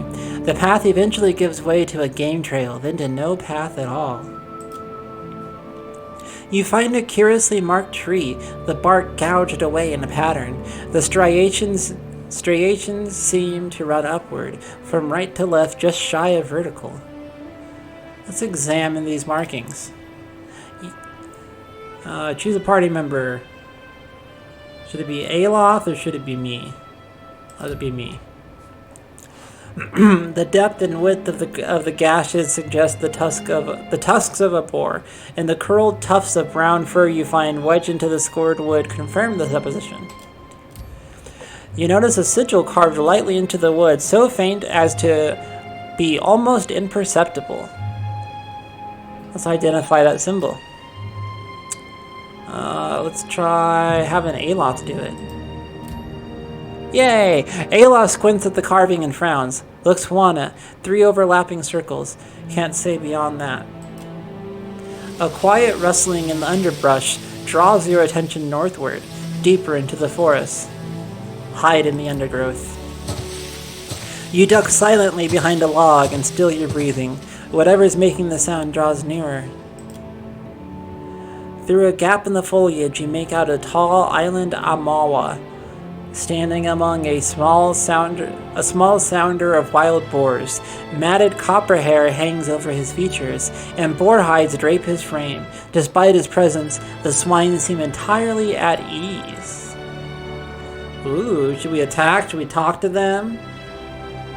This guy's got like a gang of pigs, which is pretty cool. But my character has been known to eat raw pork chops, so they may be looking for revenge. Matted copper hair. Fuck, that's a hard decision. What should we do?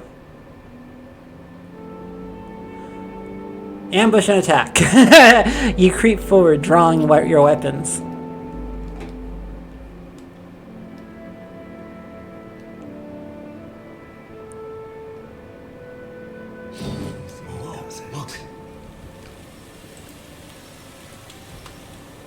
What is this guy? Old druid. Well, let's take out his pigs.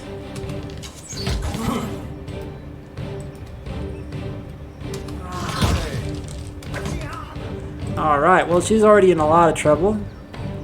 So we'll go ahead and do that channel energy thing. Holy Radiance is what it's called in this game. Not channel energy, that's a different game.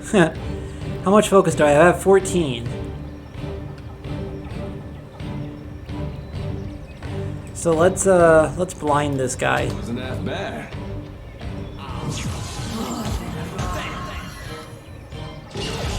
Nice. Yeah, now it should be pretty easy to take this guy out.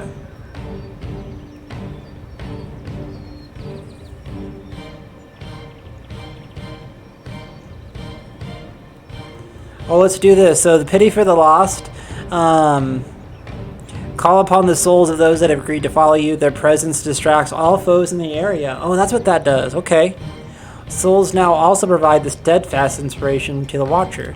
Very cool. Let's try that. I haven't done that yet.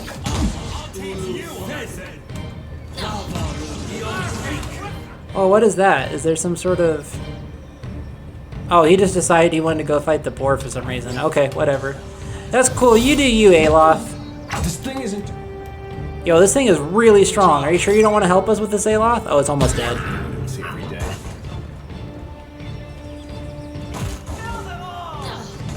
That poor boar. What is it? As you wish. Pork chops! Pork chops.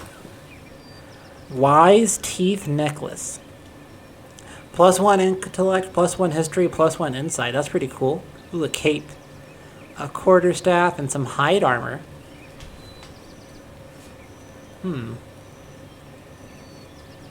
5 armor rating, 20% recovery time. Would anybody benefit from that? Doesn't look like I really have anyone that would benefit from that. Let's see here, where is it? Leather armor. I could use a cape though. Can I wear this cape? Yeah, that's pretty cool. I wish it was a better color, but I'll take it. What about this? Intellect, history, and insight. But I can't see it.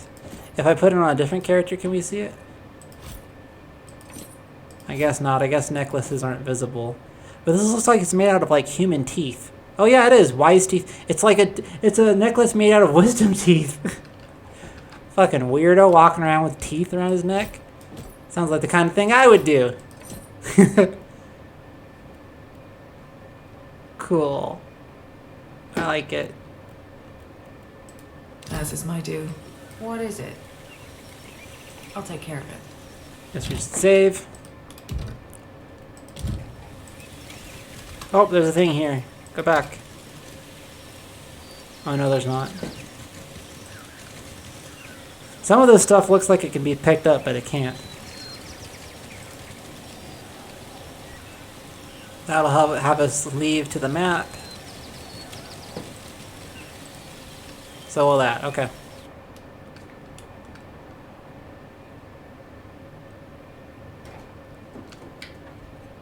The old blink loading screen. There we go.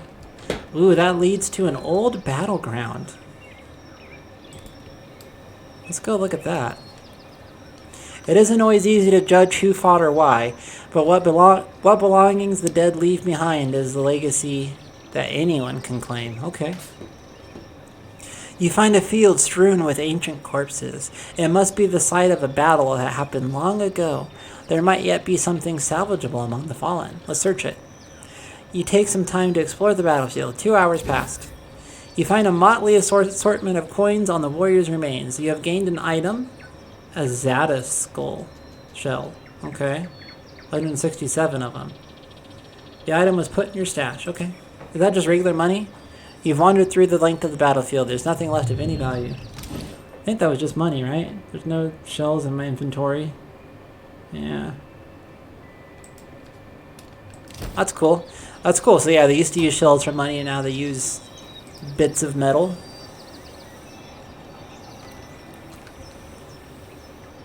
Alright, let's go to Port Mage. I can go here now, apparently. Sadahuzi. Do I have any reason to go there? Let's go to Port Mage. Governor Clario's estate.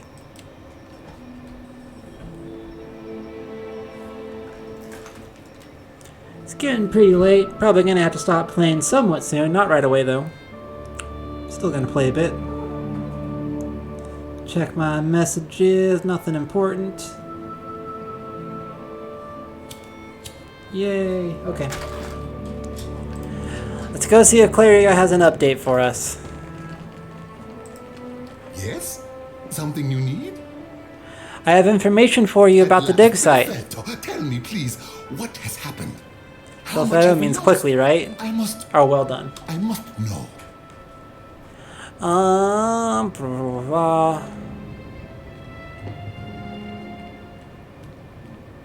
I saw the same destruction Aeothas wreaked on Cadnua. Odarissi is dead, along with most of your animancers. I see. And the work? Odarissi's notes?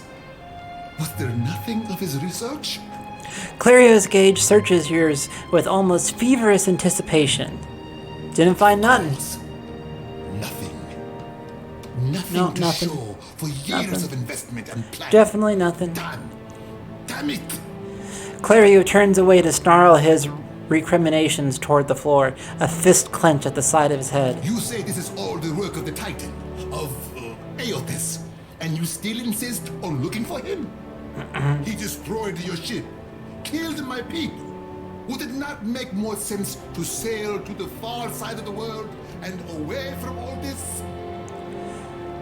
I don't have a choice. It's a strange obligation you are under. I understand a little of that. Lucky for you. If I were a more sensible man, I would take this for favor and turn you away. Well, good luck with that.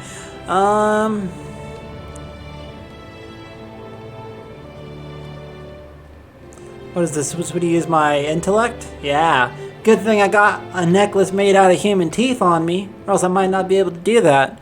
Aeothas is using the Audra pillars as an energy source. If I can find more, I can find him. He will ravage every outpost in Merla the is an expletive. That Adra is why we are here. Why, everyone is here in truth. The Valiant Trading Company, the Royal Deadfire Company, countless mercenaries. You'll want to go to Nekataka. Queen Onekaza II rules there at the Kahanga Palace. Anyone seeking to do business in the Deadfire Archipelago must negotiate with her first. Okay. That's the ancient city we learned about earlier. The Queen knows every other vein of worth in the Deadfire. I'm certain she can help you. That is, if she agrees to see you at all. Who are the Kahanga? The most powerful tribe in the region, now that Onekaza II has united a host of them under her rule. Ikawa would disagree, but then Ikawa contents herself with a spit of land and a handful of followers. Well, you promised to help me. I have not forgotten. We will get you to Nekataka, and for that, you need your sheep. I'll arrange it with Ikawa. Between the two of us, I'm certain we can gather the workers we need. Head down to the beach once you are ready to depart. Yay, they're fixing my boat. Farewell. Safe travels, Captain. Do take care. Yes? Alright, took care of that. Of course. Oh, we got another level up for our wizard, Mr. Wizard. Let's level up our wizard friend.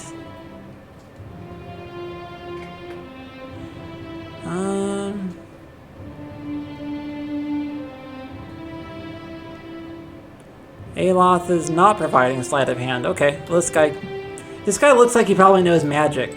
Like magic tricks and shit, right? Well, he is a wizard after all. We'll give him sleight of hand. And over here, let's go ahead and bump up. This man looks like a good liar, not gonna lie. Maybe more metaphysics, or... Diplomacy is 4. Everything's at least a 4. Everything's a 4 or a 5. There's a few 3s. We got streetwise, religion. That's it. Streetwise and religion are both 3s. I could bump those up.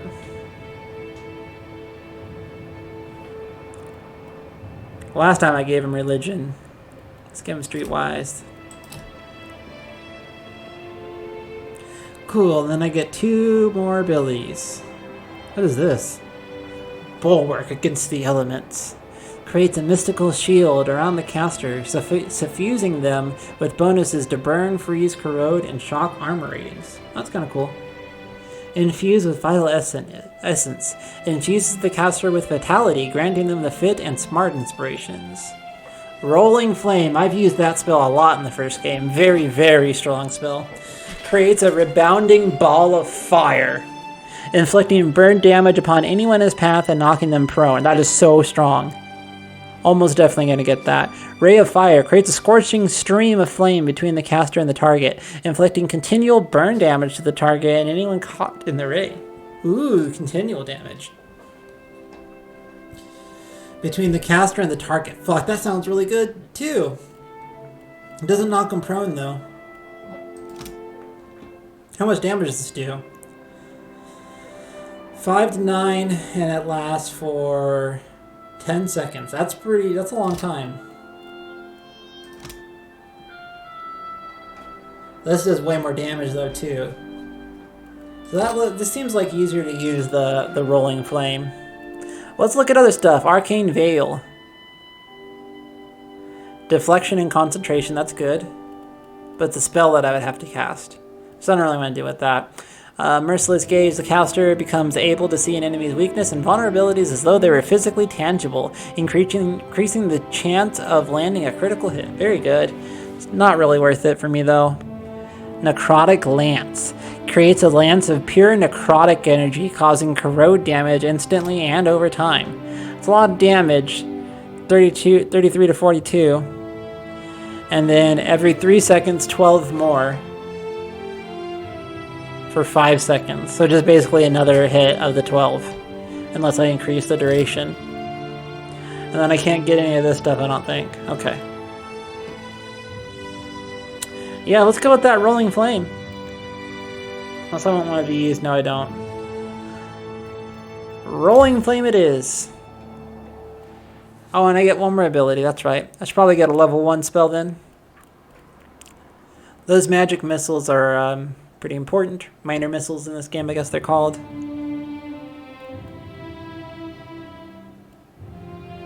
Oh, those Ghost Blades. I wanted to use Ghost Blades because those have area effect 8 to 11 and hobbled. Or one target, 4 to 6. Oh, but that's per projectile, and there's 3 of them. So that's 12 to 18. 12 to 18 versus Ghost Blades, which is 8 to 11, but it's AoE.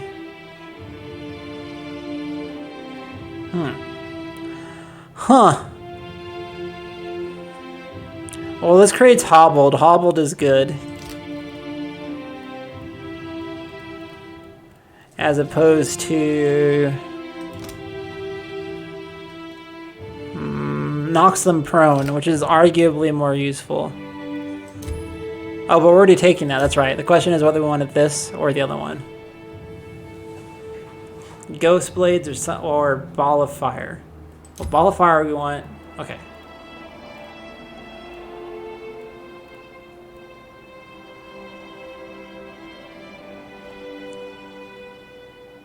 Oh, also that web immobilizes people. That would be really useful.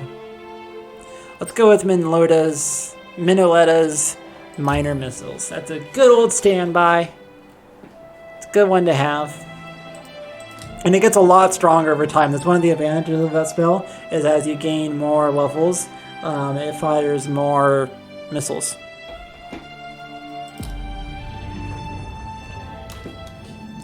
Yes. Very good, very good. Our boat got fixed, so that's even better. Let's go to our boat. We got a pirate ship. Yar har har, yo ho. That's what pirates say, right? Alright, let's bounce. Let's get out this motherfucking town.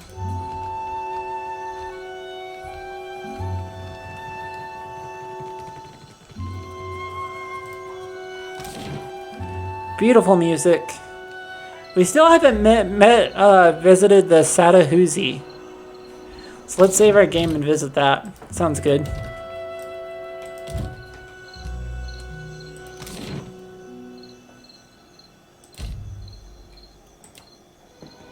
Heard people talking out my window, but I wasn't sure if it was the game or outside. But it was outside. Okay, yeah, let's see what this place is all about. No one's even talked about this place yet, as far as I can remember.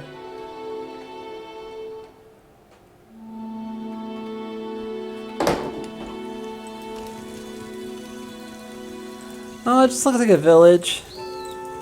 This is an Amaru village. Sends us many storms this season. Akira. That's probably a Valian word, right?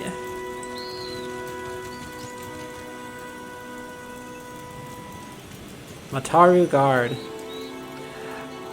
Akawa blunts her teeth, speaking to this Clario. He does not care for us. If not for Akawa, the Valians would all be swept out to sea. Okay. But I can't talk to this lady? Oh, there we go. I just gotta click on her feet. Oh, that's right. They told me to go talk to this lady. Clario said to go talk to this lady. Seated upon a chair before the bonfire, Ikawa looks considerably more comfortable here in her home village. She prods absently at the coals with a long stick. Ikawa's lined face is pocked with fading scars, but there's no hostility in her calm appraisal as you approach.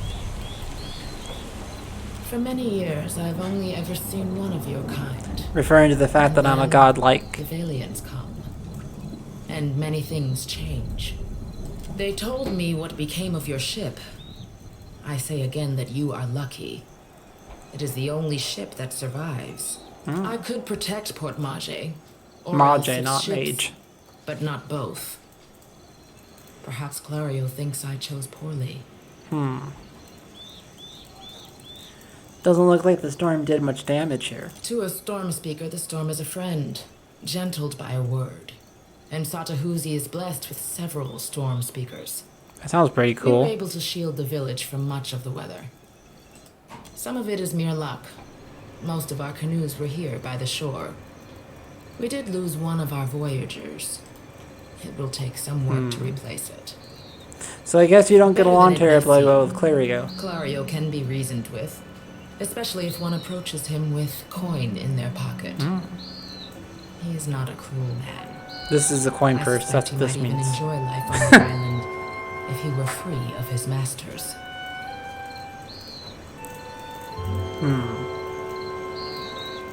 Did your people see the giant? Yes, one of the old titans, say the priests. Andra is angry. The why, our priests do not know. I don't remember who Andra is. Elsewhere. Andra, goddess of oceans, forgotten things, loss, relentlessness, and mourning, said to have once fallen in love with the moon and to have tried to draw near it with catastrophic consequences. Oh, we got a little hoo-yee going on here. People bring tokens to her temples and things they wish to forget, and her clergy sees the tokens cast into the sea. This was one of the coolest side quests in the previous game. So, like, you go to visit, there's like this little shrine where people bring stuff to the priests of Andra, and then they like do like a little ritual, and then they go bury it somewhere, which is supposed to like help you move on. So like, if there's somebody you missed, a lover that you had that you just can't get over, maybe you would bring something of hers that she gave you, and then the priest would bury it, and in theory you would forget about that person, or it wouldn't bother you so much anymore. But there was this one temple where they were like stealing this stuff. They would say they were going to bury it, but they would actually fence it. And that was just a cool quest. I really liked it. There was all kinds of sneaking around, and it was awesome. Which way did he go? I do not know. Most fled the sight of it, and Clario has provided little information. This was the subject of our argument. Perhaps he will tell you more. I don't think so.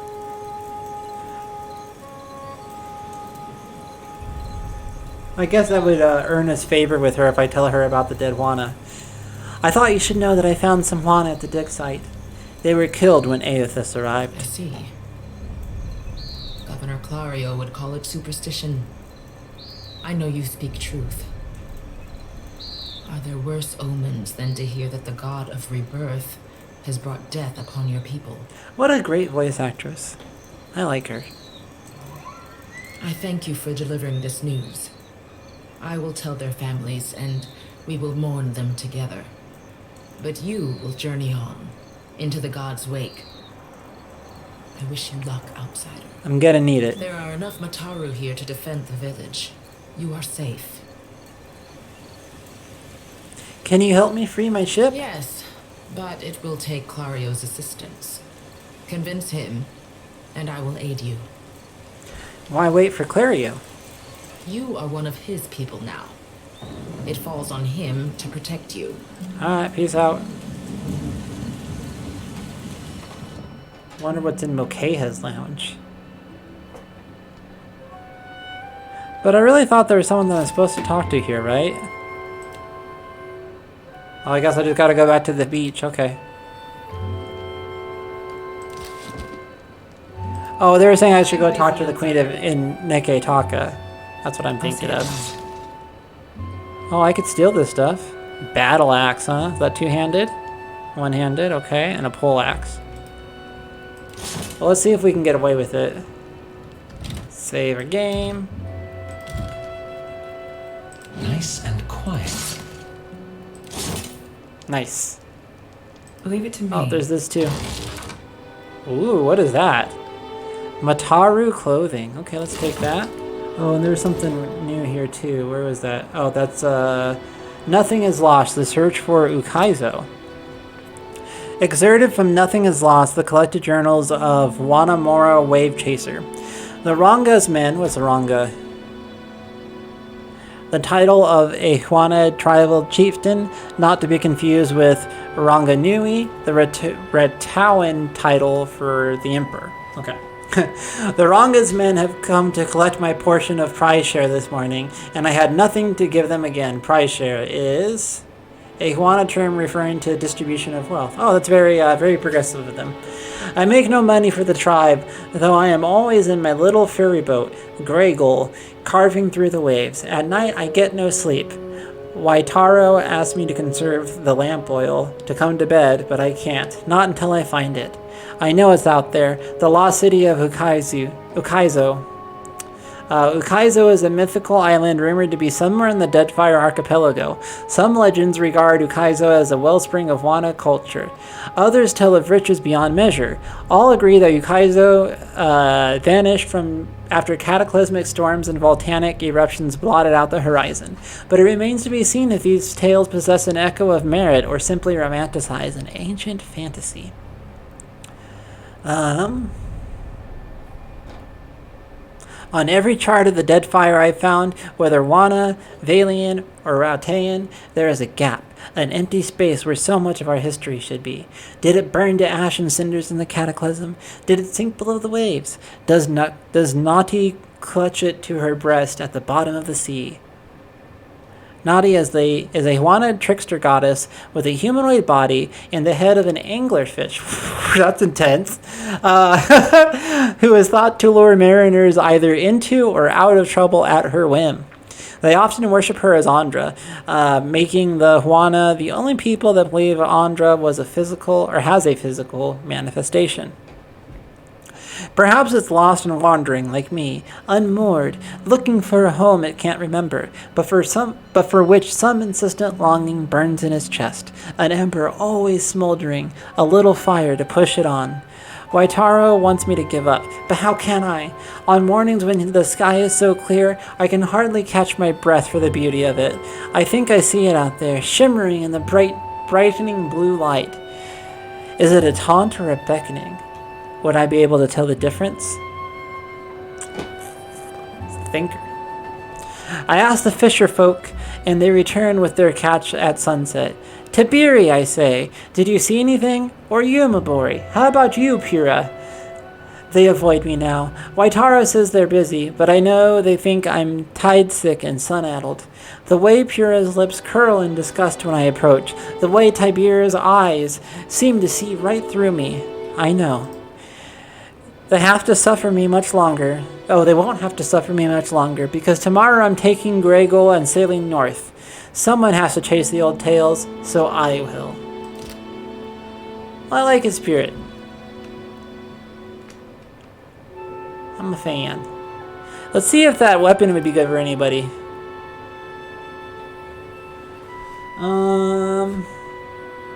Looks like more damage. No, it's not more damage. Does more crit damage. Doesn't seem worth it.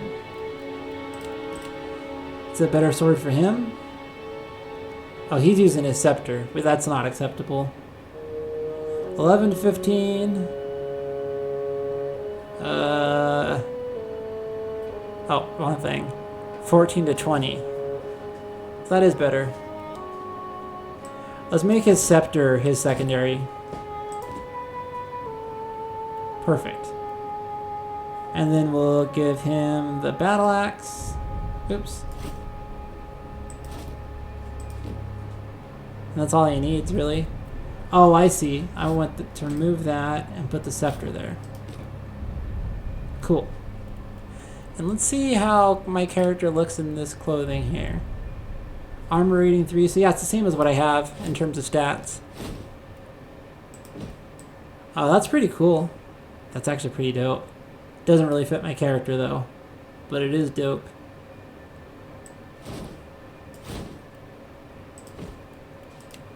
Let's see how it looks on this guy.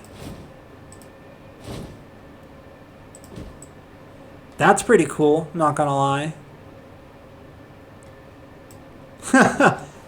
Maybe we should go with this. It just doesn't feel, I don't feel like it fits the character, that's the thing.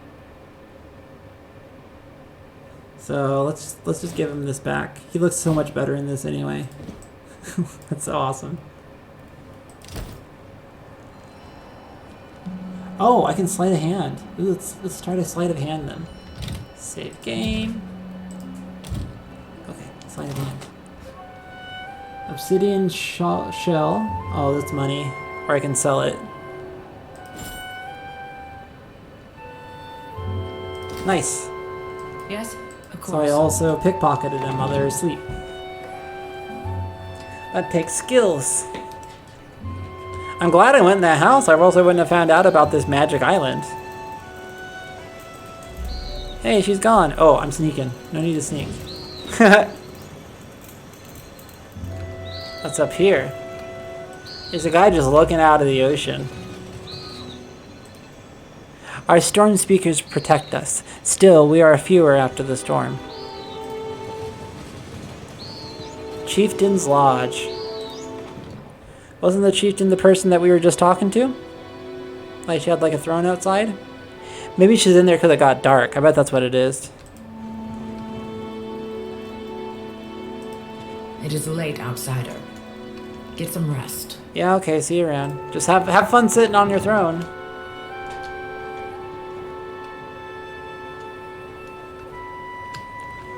What else we got? Looks like that's it. I think there was someone to talk to over here. Akira, Helios sends us many storms this season. Apparently he does, yes. Alright, that's all we have to do here. So let's go to our ship. Yay, we're getting off this island.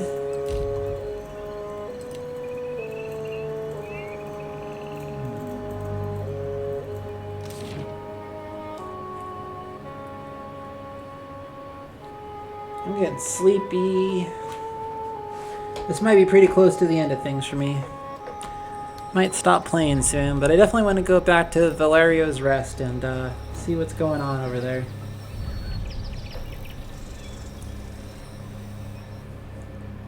It's almost 9, okay.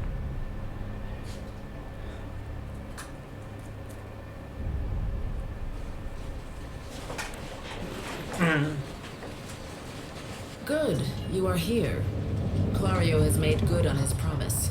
We are making ready to free your ship. Yay! Ikawa gestures toward your vessel, where a motley group of Wana and Valian workers race to and fro. I say still that you are fortunate. The ship was nearly lost, but it will float. For how long, I cannot say. You will wish to find a friendly port with some speed, I think. Do you know where Nekataka is? So you will go to the great Kahanga city as well. You must sail north for some time, and then a little east. Take care in Nekataka, outsider. It will close its jaws around you, and you will never notice. That's pretty grim. Come, we will see your defiant out to sea. Yay! That's really cool. We got the ship from Deep Space Nine. We're gonna cloak and fire proton torpedoes. Pew! You have received a curious message from Harbinger Vatner. Okay, let's read it. This missive, it's a wax sealed letter, we should note. This missive, written in what looks like dried blood on a slice of tanned leather, comes to you rolled and sealed with the mark of the Aurochs. The lettering, spidery and sharp, suggests the sender may have been shivering as they composed it.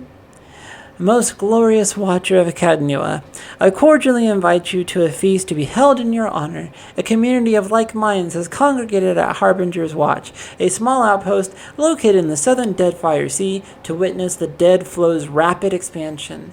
Soon I shall consume all, and Rimgrand's dominion over dead Aora can be unchallenged. Rimgrand was one of the gods.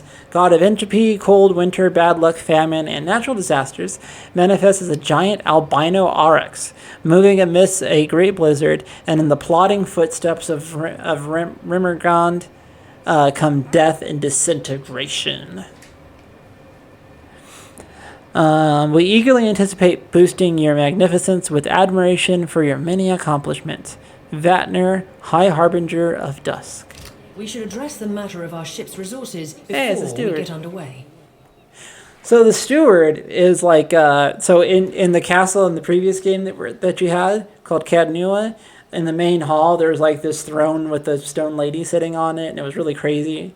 Or no, it was actually the throne itself. The throne itself, the back of it formed into like this stone head of like a lady. I think it had like antlers and shit too, maybe. And so basically the throne itself was the steward of Cadnua, and like it just like kind of ran your business for you. It was, I don't know, I thought it was cool. Whatever. Let's see here. My lady, we should address the matter of our ship's resources before we get underway. So I have 8 ammunition, 12 medicine, and 7 repair supplies. It saddens me to inform you that we lost several crew and most of our provisions during the storm. However, Port Mage appears to be well supplied, and I expect the recent disaster has left several sailors in want of a ship. Okay. I suggest we contract for additional supplies and crew before we return to open water, or our voyage may indeed be a short one. Okay, we can do that. So we need to go visit Port Mage. Oh, ship-to-ship combat. What's that? In Deadfire, not every ship on the sea is friendly. Hostile ships can attempt to engage you in ship-to-ship combat.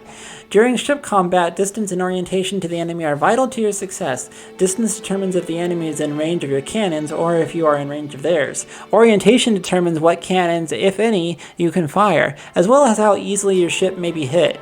Turning your sides to the enemy may allow you to fire the most cannons, but it makes you an easier target. Each ship must maintain its sails and hull. Damaged sails limit the speed of a ship. If a hull is destroyed, the ship will sink. A ship's cannons are also limited by how much ammunition the ship is carrying. When 2 ships get close to each other, they can board or ram. Boarding locks the 2 ships together and transitions to a deck-to-deck fight between the 2 ship crews. A ramming attack does damage to the hulls of both ships. If one does not sink, the battle transitions to a deck-to-deck battle. Once you have victoriously sunk the other ship or defeated them in deck-to-deck combat, you can plunder what awaits. Plunder typically includes ship resources, treasure, and occasionally the unique triumph of a noteworthy enemy captain. Coins can be shared with the crew to improve morale, and triumphs are always flown from your ship's rigging. Well, that's cool.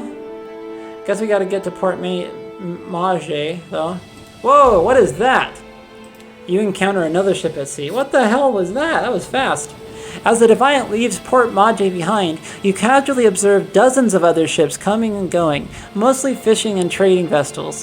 One craft stands out, an imposing dhow, replete with cannons, crests into its view across the Defiant starboard bow. The flag raised high atop its sails signifies a wish to parley. However, the dhow approaches at an aggressive speed, suggesting that it may not be easily turned away. I mean, I feel like that ship could take us out. Let's try to get away. The distance closes quickly, and soon the massive dow's hull rolls on the waves beside your ship. Boarding planks emerge and are quickly cast onto your ship, along with the shouts from its crew notifying you that their captain will be boarding. Several well-armed men cross the planks, their eyes watching every inch of your ship. The crowd parts open to make way for their captain. A tall, well-dressed man, he peers at you with one impeccably groomed eyebrow raised. Following behind the captain and in stark contrast, a stride of unkempt Orlon. A pair of pistol grips protrude from his belt, and he casually twirls a stocky firearm around his index finger. His shaggy face, framed by long cobalt blue hair and a wildly braided cerulean beard, makes the crooked smirk he directs at you seem almost sinister. How much you want to bet it's that guy on the loading screen, right next to my face, right here.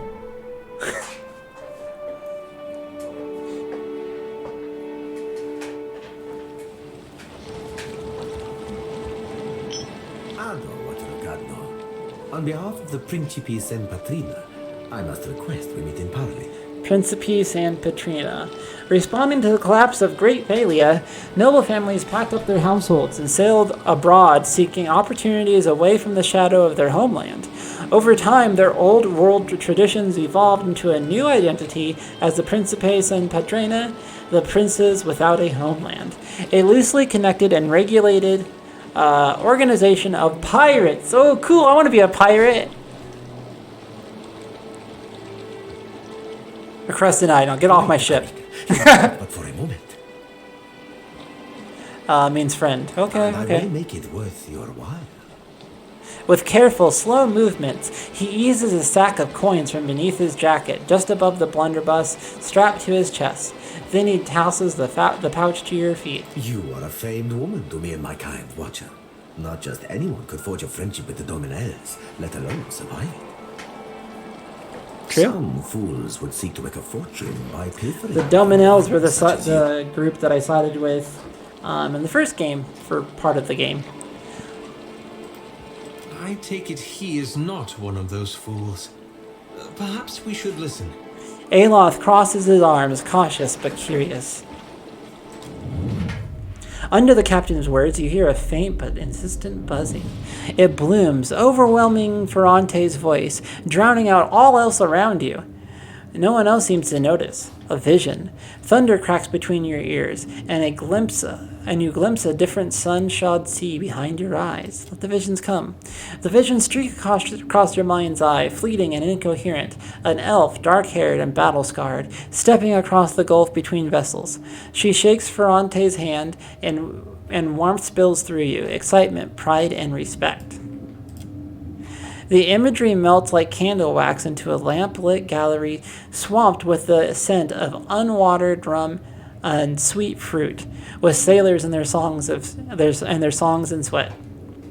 The scene billows away, ice cold and clawing, replaced with the crew on deck, solemn and staring. As Ferrante grasps one of their own by the throat, no, not one of their own, no more.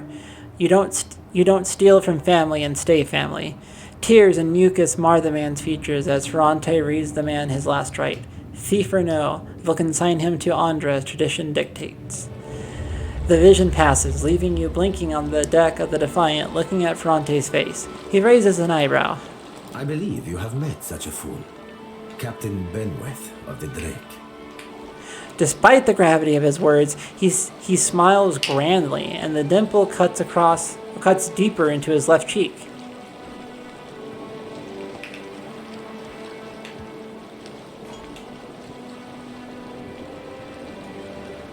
So you say this Captain Benweth is who attacked me? The short-sighted scoundrel has been wreaking havoc in the area for months. He is no son of Velia. I do not fault his ancestry, but he disregards too much the grand heritage we Principi represent. Benweth is the second most selfish captain within the Principi's newest generation. He risks all that we value. Okay. So then who's the most selfish captain? He pinches his lips, eyes narrowing thoughtfully, but you can see that he's biting back a mischievous grin. Perhaps I have said too much. This is a problem solely of my own. For now.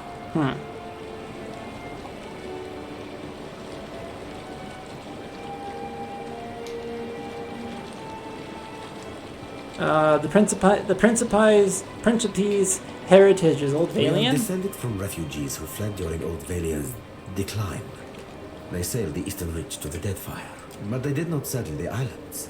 Today, even, our shipboard life continues. Okay. So if Benweth is one of your own, shouldn't you take responsibility for his actions? Benweth is no captain of mine, Imita. It is not beneath my flag his Drake sails. Yet I Okay. do seek to temper his actions when they would endanger the Principe altogether. Principe, that's how they say it.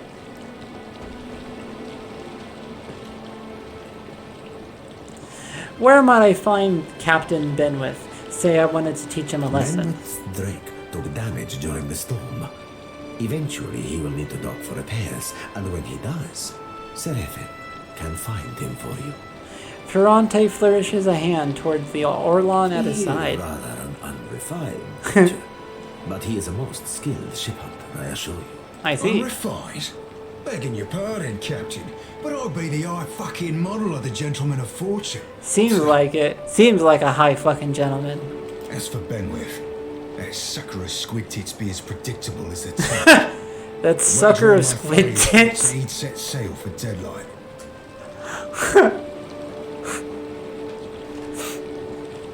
That would be felicitous indeed. Sucker of squid tits. I'm never gonna forget that one. There as well. I quite enjoy killing two men with a single bullet. Pew pew, that guy's been using the Halo sniper rifle. Wouldn't have even thought of it if you hadn't brought it up, sir. Yeah, you feel the surge of anger that's not your own. Seraphim spins towards you and bows again. Now, I ain't hardly in any hurry to leave the fine company of the Gentlemen of Leisure. But the captain be right about me finding your mark. Adding to that, you sail into Fort Deadlight not knowing your innies from your outies. You might very well find the locals cannon fucking your boat to sudden split. Cannon fucking. Holy shit, this guy is gonna be my favorite character. Welcome aboard, Seraphim. You won't be regretting this, Watcher. At least so long as you keep us heavy in grog and light on the onions. Lots of grog. Lots of grog on this here. On this here boat, we be drinking grog all the time. He pats his belly as he strides to your He's not side. sleeping near my berth, I promise you that much. I sail now for Dunwich, my own safe port. I will await you there, should you be successful in schooling our wayward captain. Oh, I'm sure I will. And I hope that you intend to pay me when I get there. Yay! Cipher, which is what I already have. I already have a Cipher. I don't need that. Barbarian would be nice. Let's do Barbarian. We already have a Barbarian, but this guy seems cooler. Plus, I like the idea of having a tiny little Barbarian. A short guy. A real short, choppy boy. That's what Barbarians are. They're choppy boys. Because they chop shit up. Hey, so I'm really tired. I'm gonna get out of here. But I really appreciate y'all being here. This was super fun. Really enjoyed it. And yeah, I'll see you guys around.